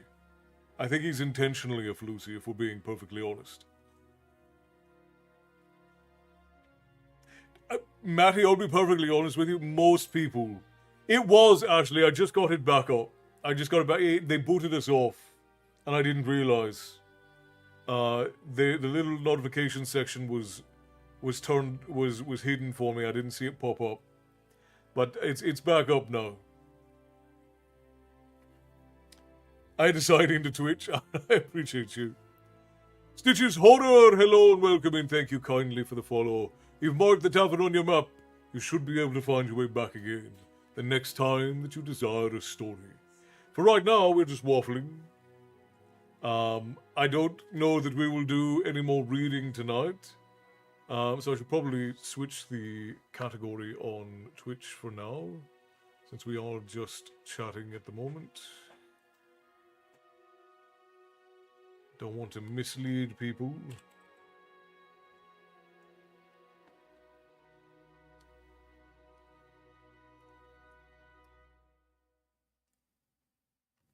Call you Chris? Why would I call you Chris, Matty? You already have too many names.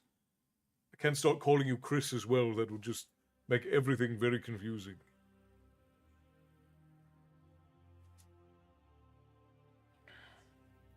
I was trying to be kind. You have to be honest with him, man. You have to be honest with him, or else he's never gonna learn. Gotta beat him over the head with it. Do you know anything about writing a Dungeons and Dragons campaign? Oh boy. Yes. To a degree. We used to do quite a bit of Dungeons and Dragons here in the tavern. I have in recent years gotten busy, so I haven't been able to host as many games as we used to. But the way that the way that we typically do Dungeons and Dragons is not conventional. I do what is called world writing. I will write a world with a bunch of events going on, and then we will drop our party members into the world at a random place and give them a set, basically micro story. And all of the things that are happening in the world are still happening regardless of what the players are doing. So there are ambient things that are happening on a timer, regardless of what decisions the party makes, but the things that are happening in the world can be affected by that. If you are doing, welcome back, Ashley. I appreciate you, love. If you are doing a horror campaign in D&D, so if it's D&D style, there's a lot more that you can do. But if you're doing it specifically in D&D, focus on psychological horror, not shock horror. Because shock horror, like gore and things like that, it's just not very interesting, and it's not very fun to play in. But if you play on the psychologics of it, if you make the horror have to deal with like psychology and the grotesque, that's where you're going to get a very good game. So start from the idea of what do you want the inspiration to be for your campaign? Where are you wanting your adventurers to go? What do you want the beginning and end to look like? Do you want to drop them directly into the thick of it? Do you want it to be like, oh, here's a normal day, we're at the park, and then suddenly zombies, or suddenly birds with baby heads? Like, what is the thing that you're wanting from the overarch of your campaign? What do you want to accomplish with the overarch? Is the question you need to ask yourself. And then as you progress towards the building out the campaign, then you have a little bit of a better idea of where you're going. So start with, what do I want the experience to be for my players? How do I want this to begin? What do I want my players to experience? Also, I made it so my Necromancer Demoness is redeemable in my story, but I've made it obvious Berry won't have an easy time. Interesting. I'm a bit worn out on redeemable villains, if I'm being perfectly honest. I need my villains to either be villains, or I need them to be not villains. Like, you either need an anti-hero or a villain. But all of these, I'm tired of feeling like being told I should feel sorry for the villains. Medieval Neon Genesis Evangelion. That is the inspiration. All right. Wow. Medieval Neon Genesis Evangelion. That's the inspiration. Huh. You're gonna need to explain that. You're gonna need to explain that to me. Because medieval, in my mind, kind of takes away from the Neon Genesis Evangelion aspect of it. So do you mean that it's like, do you mean that it is similar in story structure to Evangelion, but it's in like a feudal medieval period? Or do you mean that it is technologically similar to Evangelion, but placed in a medieval period, so it's more like steampunk? What exactly is the vision there?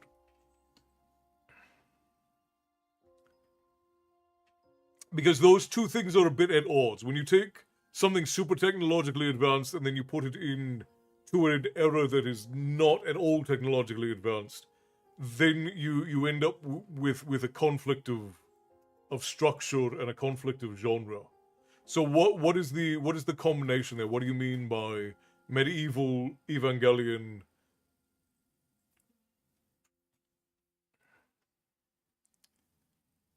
I didn't have a choice based on Berry's art. Berry's whole idea is that all people can be a redeemed thing. But I have a different thing coming for my Princess Pleiades stuff coming up after. I would argue, Matty, that it would actually be to your benefit to have a character that is irredeemable, that forces that forces Barry to face that not everyone wants to be redeemed. Because that would be a much better story arc for Barry. Having to realize that while everyone can be redeemed, not everyone will be redeemed. Storyline similar to Evangelion while in medieval times. Okay, so you're looking at like a feudal, sort of like a feudal lord, feudal kingdom Evangelion. Uh, I will be perfectly honest, I watched Evangelion back when it came out. I don't remember a lick of it. So, what part of Evangelion in the story are you taking note from? With all that Matty talks about his books, I might not have to read it. That's true. Angels are bad. Okay, so then you're looking at sort of like religious, psychological, cosmic horror thing. So almost like a Catholic Lovecraftian sort of inspiration, like medieval. Am I understanding that right?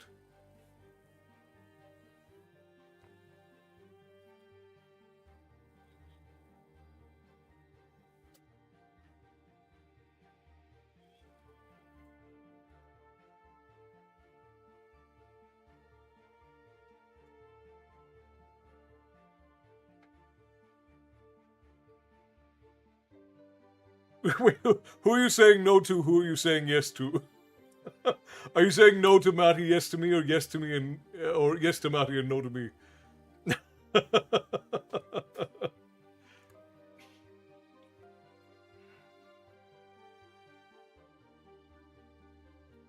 And I'm sorry if this is dull, you guys. The question was fascinating. Yes to you, no to Matty. Okay. Uh, so then, what I would use then as a as a inspiration would. Are you familiar with Magic the Gathering?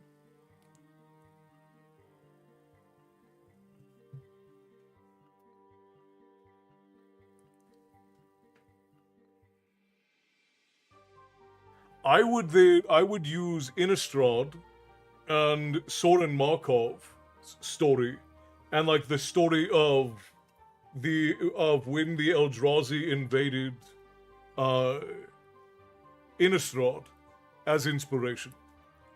I would take some of the story beats from that for your actual campaign story, because it's a similar thing. Like the Eldrazi are sort of these outer beings that sort of come and are like arbiters of like eating corruption, and they're sort of like these feared outer beings.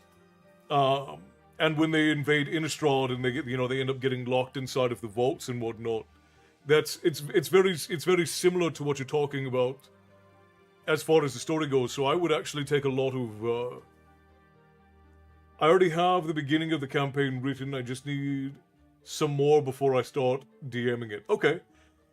What do you have for the start then? Like, where is your beginning? I can help you a little bit more if you tell me where the beginning is on what would be a good idea to go from there.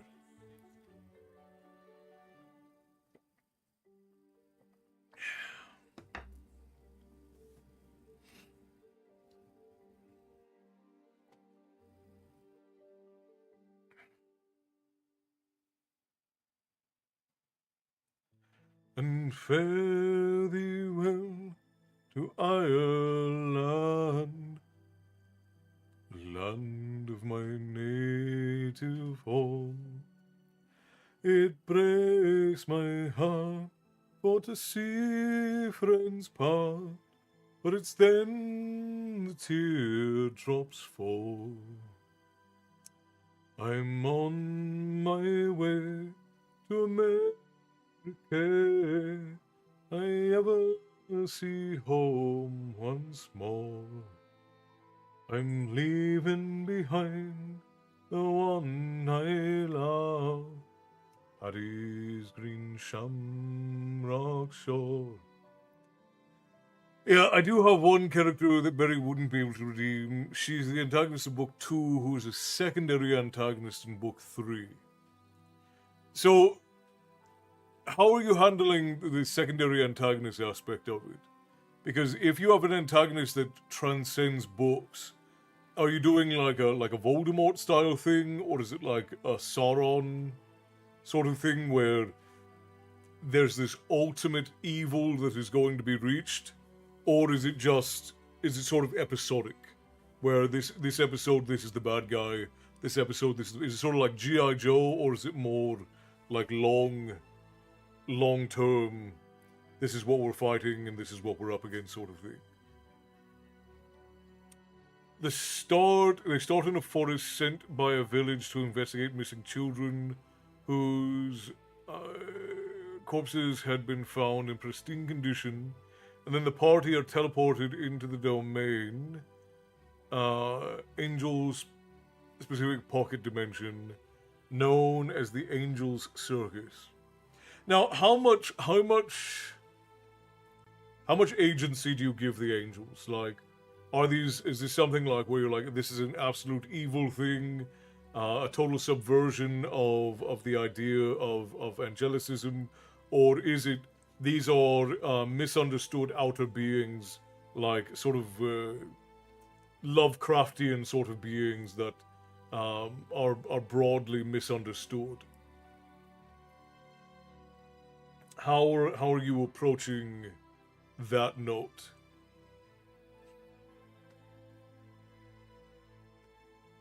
She's a devout follower of the Wicked One. Okay. They're trying to eliminate. Okay, again, how are you handling that? Like, are they trying to destroy the human race because they are just malicious and they just want to kill off humans? What is the natural motivation behind it? Like, what are they trying to accomplish by wiping out the human race? Like, are you going with a biblical aspect, like Lucifer is leading them because of his jealousy of humans? Are you going with something that's more like cosmic horror? And if my questions are making no sense or are annoying, I apologize. These are the things that we go through when we're writing books, or when I'm advising new authors, or when we write campaigns.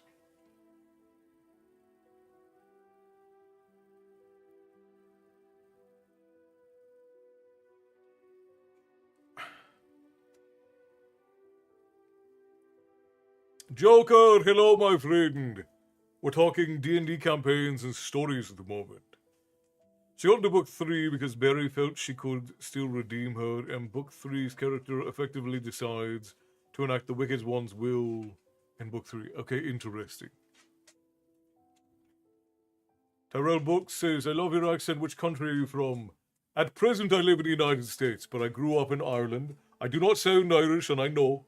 I get told that quite often. All of my family sound a bit strange because we're from Southern Ireland. I grew up in County Wicklow, but we have a bit of a strange accent because we're sort of a combination of folk from Norway and from Southern Ireland, and we have been for a couple hundred years now. So we have a bit of a strange accent. And I've lived in the US for 2 decades now, so I Americanize a bit so my American friends can understand me. Because otherwise I sound... I've gotten used to talking this way, so this is just how I talk. So the Wicked One is more like Sauron Voldemort. She's like Bellatrix Lestrange. I see. But both of those are irredeemable characters, though. Like, Bellatrix has no desire to ever be redeemed. So I understand what you're saying about like where they are positionally, but there's no... Bellatrix has no desire to be redeemed because she believes the exact same thing that Voldemort does. Because they want angels to reign as supreme beings in the universe once more. I see. So it's sort of like a taking back a position. In your backstory, do you have a reason why they are not the supreme beings still? Is it the biblical story, or do you have your own story in there? Dimples, hello, love. I hope you and Digger are doing all right. Hello and welcome in.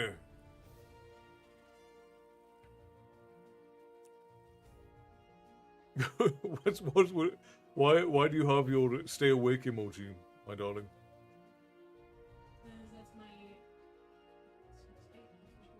That's true. It's because speaking of, you should finish your coffee before it gets too late. Technically, it's already too late, but...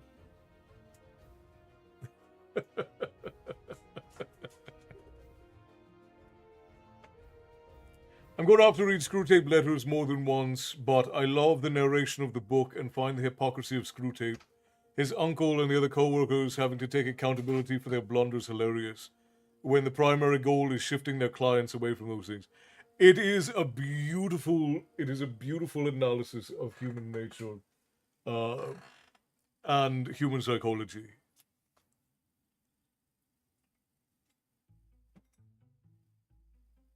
He doesn't remember any of it, so it's up to the DM how it works in. He's doing great.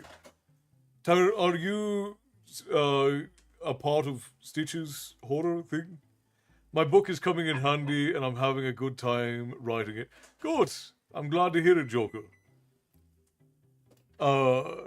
They were sent down to Earth by God, and now are trying to take their place by killing God. Okay, so it's essentially like a pseudo-Satan story there.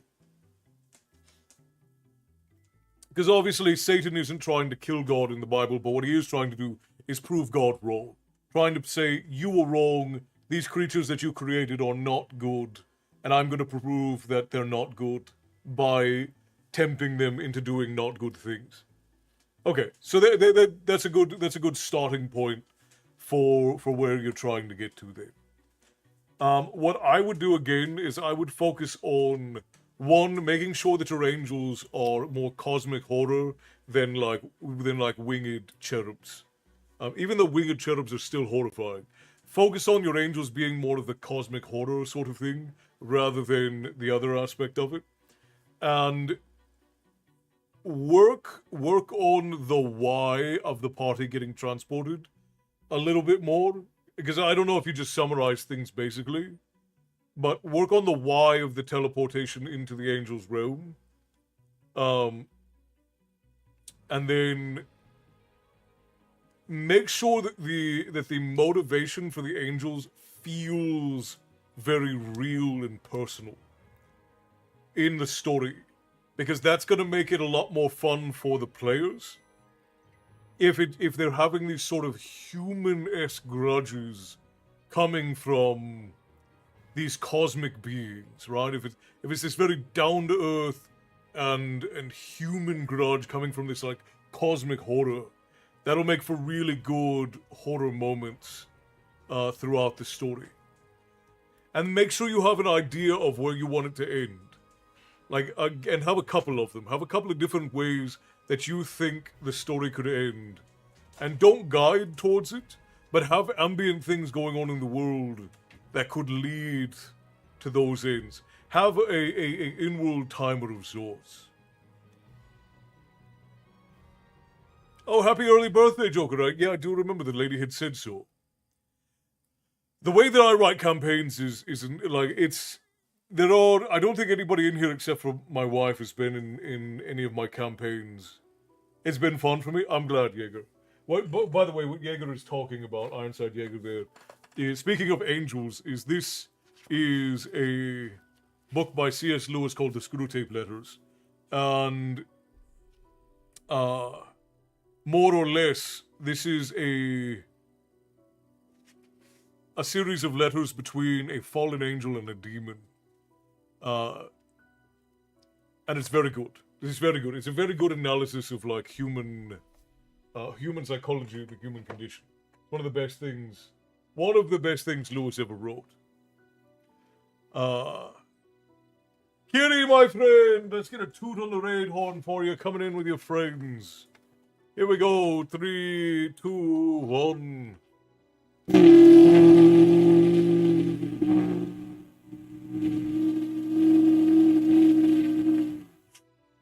Hello, and welcome in.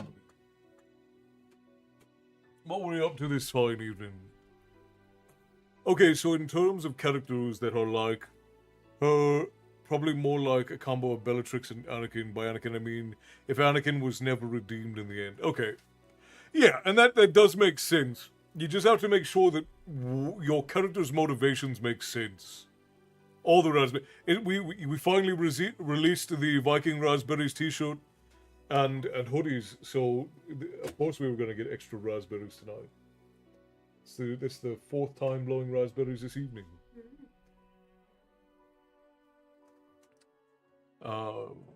The perfect villain is the one nobody can tell is the villain, even himself, until the end of the story when he's looking back on the destruction of his planet. Absolutely. I just put out a story time the other day about Hans Landa from Inglourious Bastards. Hans Landa is one of the best villains in cinema history because he's very human.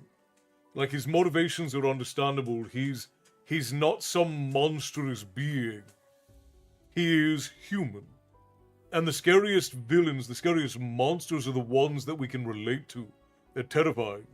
Megan, hello, welcome in. I may have to get me one of those shirts. The lady just put them up in the shop. People have been asking for them for months. Lady just put them up in the shop. Everything in the tavern shop is on sale until the 8th of next month.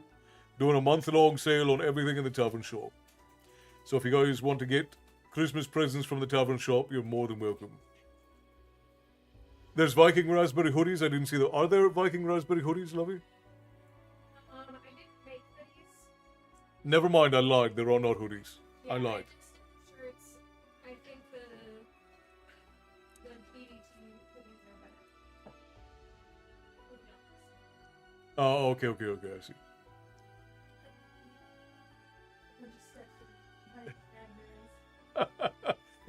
The lady was very hesitant to do the Viking raspberries design because it's very silly.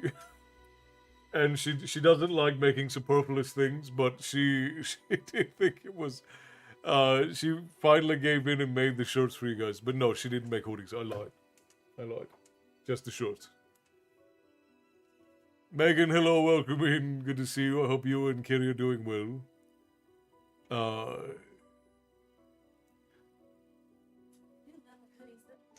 Yeah, the hoodies are wonderful. I wish that we could get them in the split stitch, because the single stitch ones never fit my gigantic head. But the ones that have the split stitch, so that there's the flat bit on top, those are nice. I thought that was the kind I got. Well, check your hoodie, I don't know where it is. I think it's in the dirty laundry. Probably. Need to clean it before you go.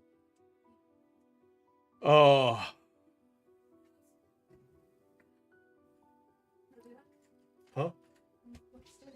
Okay. That's alright, We're actually getting ready to end up here ourselves, so I'm going to end up taking your folk with me to another friend. Gotta get some sleep for work tomorrow. Go and get some rest. I'm glad that you were able to join us. Good night, Joker. Happy early birthday. I'll see you on Thursday. I will give you a song on Thursday. And I hope you have a good night, brother. Kerry, rest well. Thank you for the raid. Alright, friends, what do you say we end on a song? My throat is feeling a little bit worn out this evening, but I think we can end on a song. What song do we want to end on? But yeah, book 2 it goes into the very origins of why that one war happened in my story. So her backstory is heavily explored. You gotta be careful with that. Those can be very, very good, but it's something you gotta pay a lot of attention to.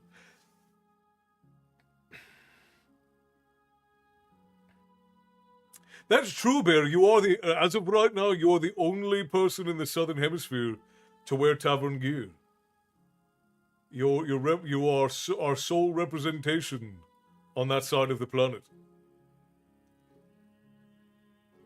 And fair enough for it. A finer representative we could not ask for, I think.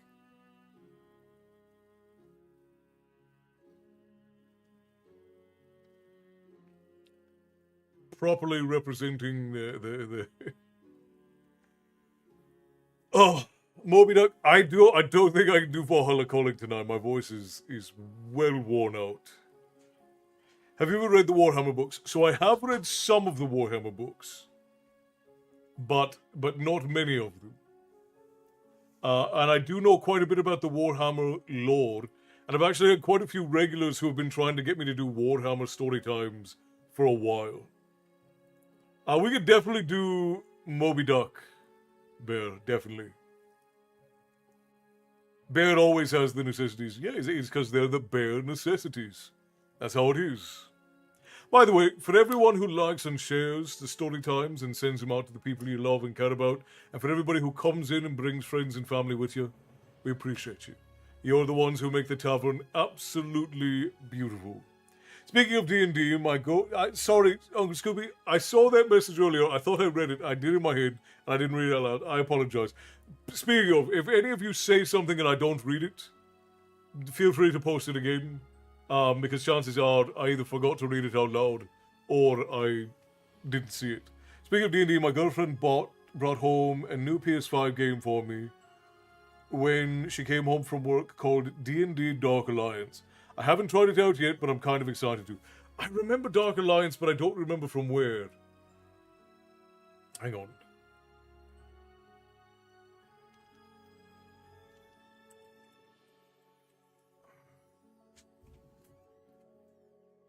Yeah, it was the original Baldur's Gate, wasn't it?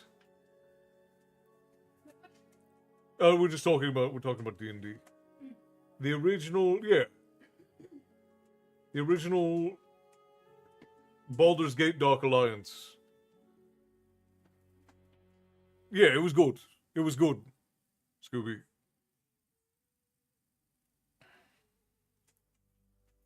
Alright, yeah, so let's do Moby Duck and then we'll do Misty Mountains. I think that's a good way to end up the night. Then we'll go and we'll raid one of our friends to share the love on Twitch. I appreciate you all for spending time out and hanging with us.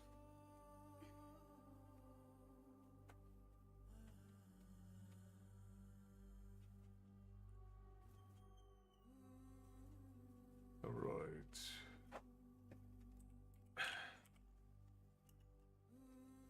Do Moby Duck first.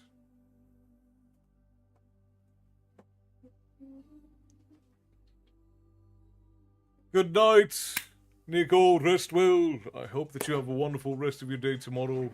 And I hope we'll see you back in on Thursday. I'm glad you're feeling better. Alright.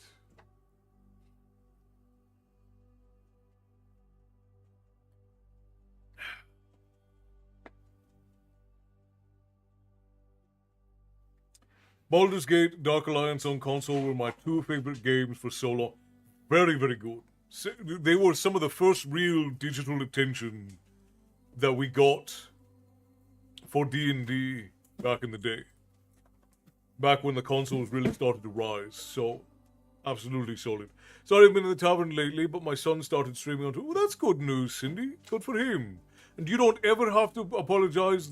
Your seat is always here when you're ready to come and sit in it. The tavern is not a commitment, it is a vacation. At least it should be.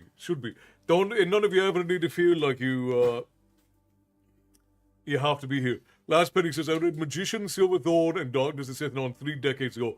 Great books would make a great TV show. I agree. It would need to be handled by somebody trustworthy to make it into a good TV show, which today I would not trust anyone. It's true, it's always here for me. Nico's been around for a long time. But yeah, we actually read all the way through, Penny. We read through Magician, Master and Apprentice on Storytime. And we read through Silverthorn, and now we're in Darkness at Sethanon. I never had read Feist before, but the community votes on what books we read for Storytime. And one of the patrons threw Magician out there to get it in and played their case with the rest of everybody, and it got voted in. And I will say, the first 150 to 200 pages are very slow, but if you make it through it, it's not that they're bad. They're well written. It's just a very slow burn. And I personally, I would not have read it if I had not been doing it for Storytime, because it's too slow for my tastes in fantasy. But because I had to sit and read it, because we were doing it for Storytime, I sat through, and it's absolutely an incredible payoff. Wonderfully done, very, very good. To the point that now, consistently, the rest of the books have been voted as the next ones. Yeah, it was a slow burn, but definitely worth it. Kelsey, hello, good to see you, love, welcome in. Alright, we're going to sing Moby Duck. Sorry if I just blew somebody's eardrums out. Let's go. After 14 years, I left the sea for a life upon a lake. After all the storms I'd seen, I needed a good break. I thought still waters would mean peace for me, but that was my mistake. For the place I chose was bedeviled by a giant evil drake, a mallard of so smallish twice the size of any man, a bill to give you nightmares and a monstrous wingspan. You cannot hope to fight it, so avoid him if you can. The terrifying waterfowl, the beast beyond the dam. Row ho, with all our might. Roll with harpoons loaded, spoiling for a fight. Row ho, and with any luck, we'll win the day and do away the dreaded Moby Duck. I'm not one for surrender, so a vengeful oath I swore. I gathered up me hearties like so many times before. We shod our ship with weapons and prepared to go to war. To the fetid, feathered, fearsome flying duck would breathe no more. Row ho, with all your might. Roll with harpoons loaded, spoiling for a fight. Row ho, and with any luck, we'll win the day and do away the dreaded Moby Duck. There was bonny brave Marie, who to her arms had waved goodbye, and handsome Jack, whose duck attack left him without an eye. The Darby twins with one leg each on deck were standing by, only a couple dozen limbs between a crew of 25. Row ho, row with all our might, row with harpoons loaded, spoiling for a fight. Row ho, and with any luck, we'll win the day and do away the dreaded Moby Duck. The fight raged on for several hours, defend and then attack. With beating from those wicked wings, our boat began to crack. The beast sweared up to finish the job, and with a mighty quack, I rammed my harpoon in his throat and made a tasty snack. Row ho, row us back to shore. We'll drag his broken body back and roast it on an oar. Row ho, barbecue the beast. With hoys and sauce and pancakes, we'll have the biggest feast. Row ho, with all our might. Row with harpoons loaded, spoiling for a fight. Row ho, we had all the luck. We won the day and did away the dreaded Moby Duck. We won the day and did away the dreaded Moby Duck. Who's people's favourite character? In the Rift War saga so far, everyone is most attached to Arutha. I would say that that's a fair assessment. Almost everyone is well attached to Arutha at this point. To a point that when we thought he died, spoiler for anybody who hasn't read or listened, when we thought he died a few chapters ago, everyone was very upset.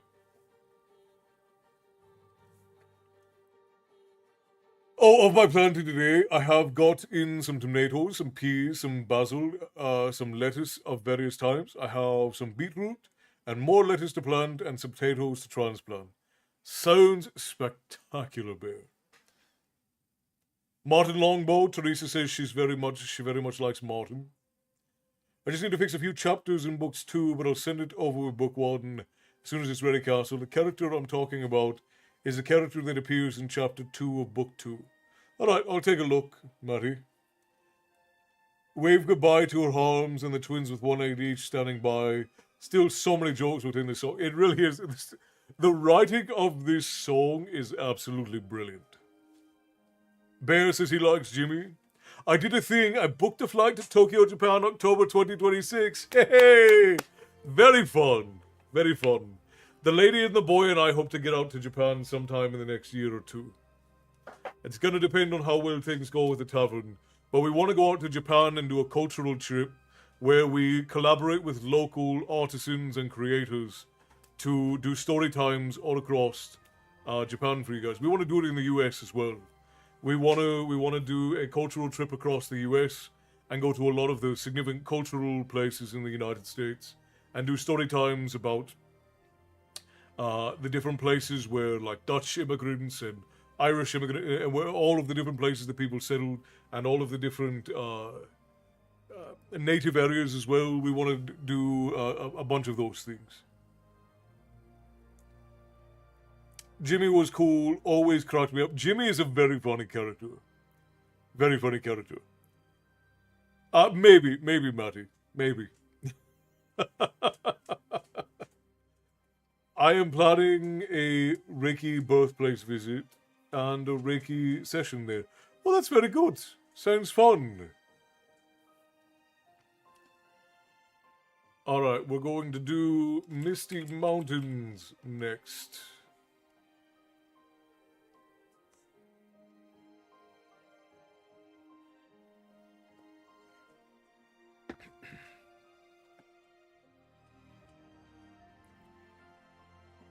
Another bookshelf.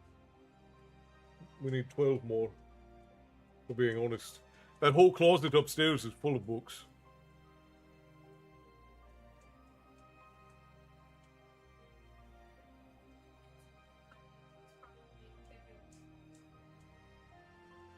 I think I know where it is.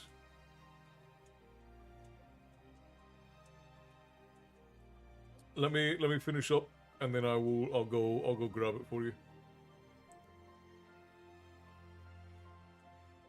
Alright, we're gonna do the Peter Hollins version of Misty Mountains, because it's a little bit shorter, a little bit easier to code. How are you?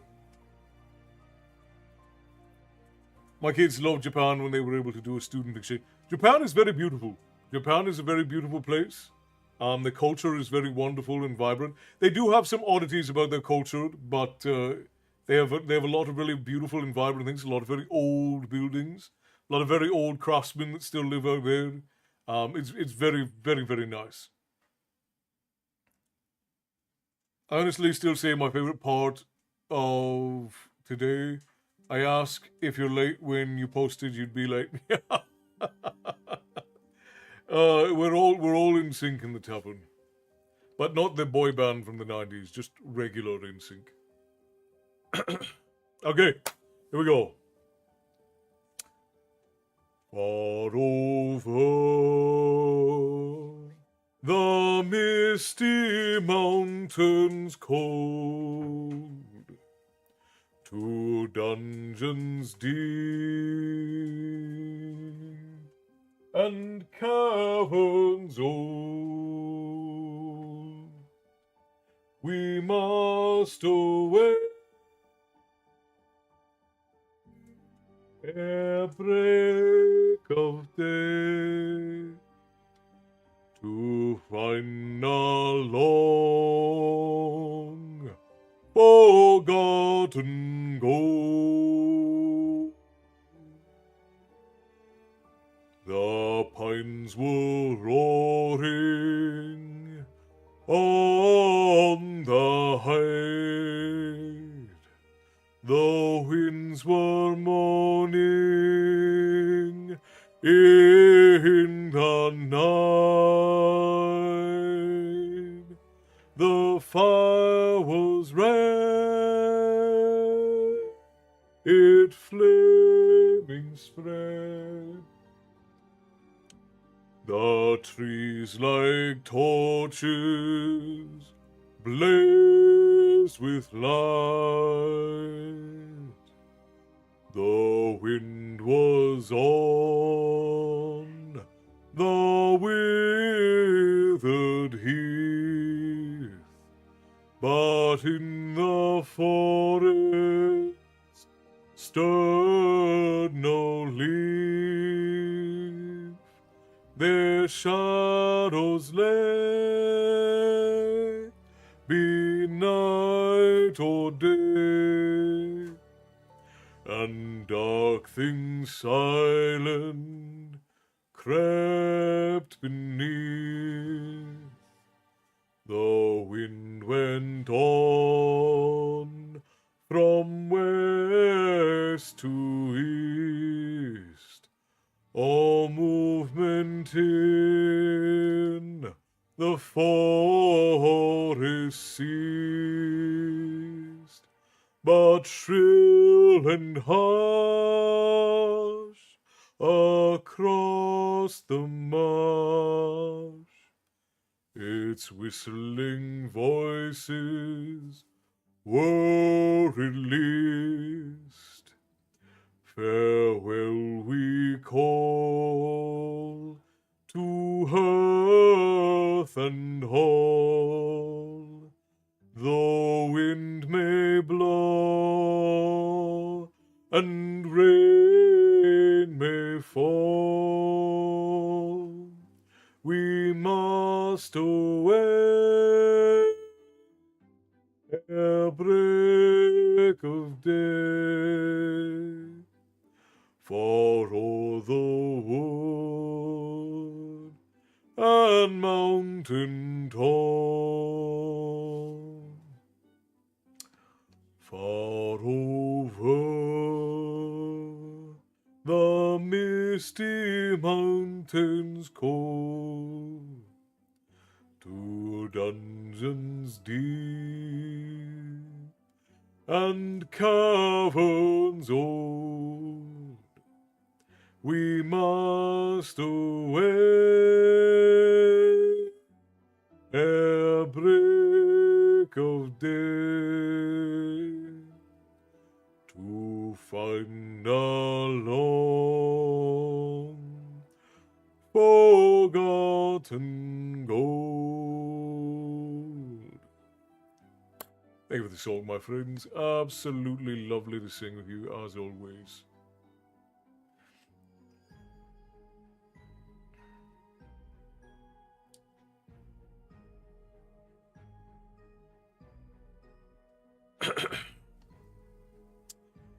Penny, you said the books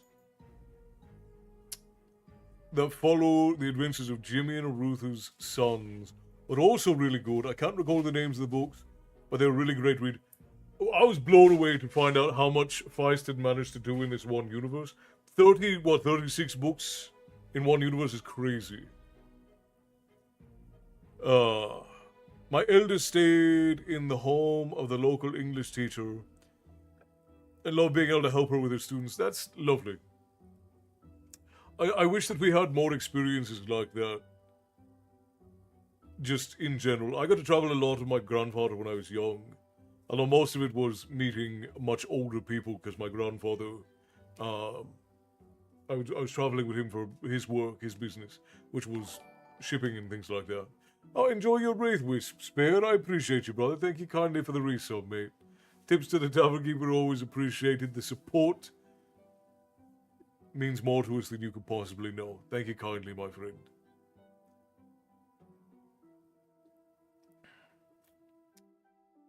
My universe has at least 20 planned, 2 finished drafts of 20. You see, even in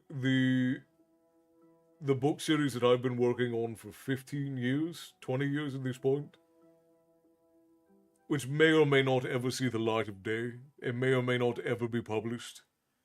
It was 3 books in the main series, and then there were 16 smaller books, and I mean very small, like little novellas, that explained. They were called the Exo Tales, and they explained the stories of other important characters in the book. But again, I don't know if I'll ever even finish them, or if I do finish them, if they'll ever see the light of day.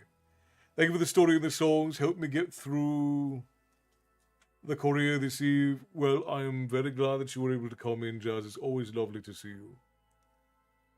Sunrail has a planned dual protagonist story too amongst those. That is a wild roadmap you've laid out for yourself, my son. I wish you the best of luck on it. Well, friends, I think that here is where we are going to come to an end for the night. It is quite late. I want those of you who it is late for to be able to get off to bed. So for right now, this is going to be where we end. If you are with us over on the Twitch portal, we're going to raid out to share some love.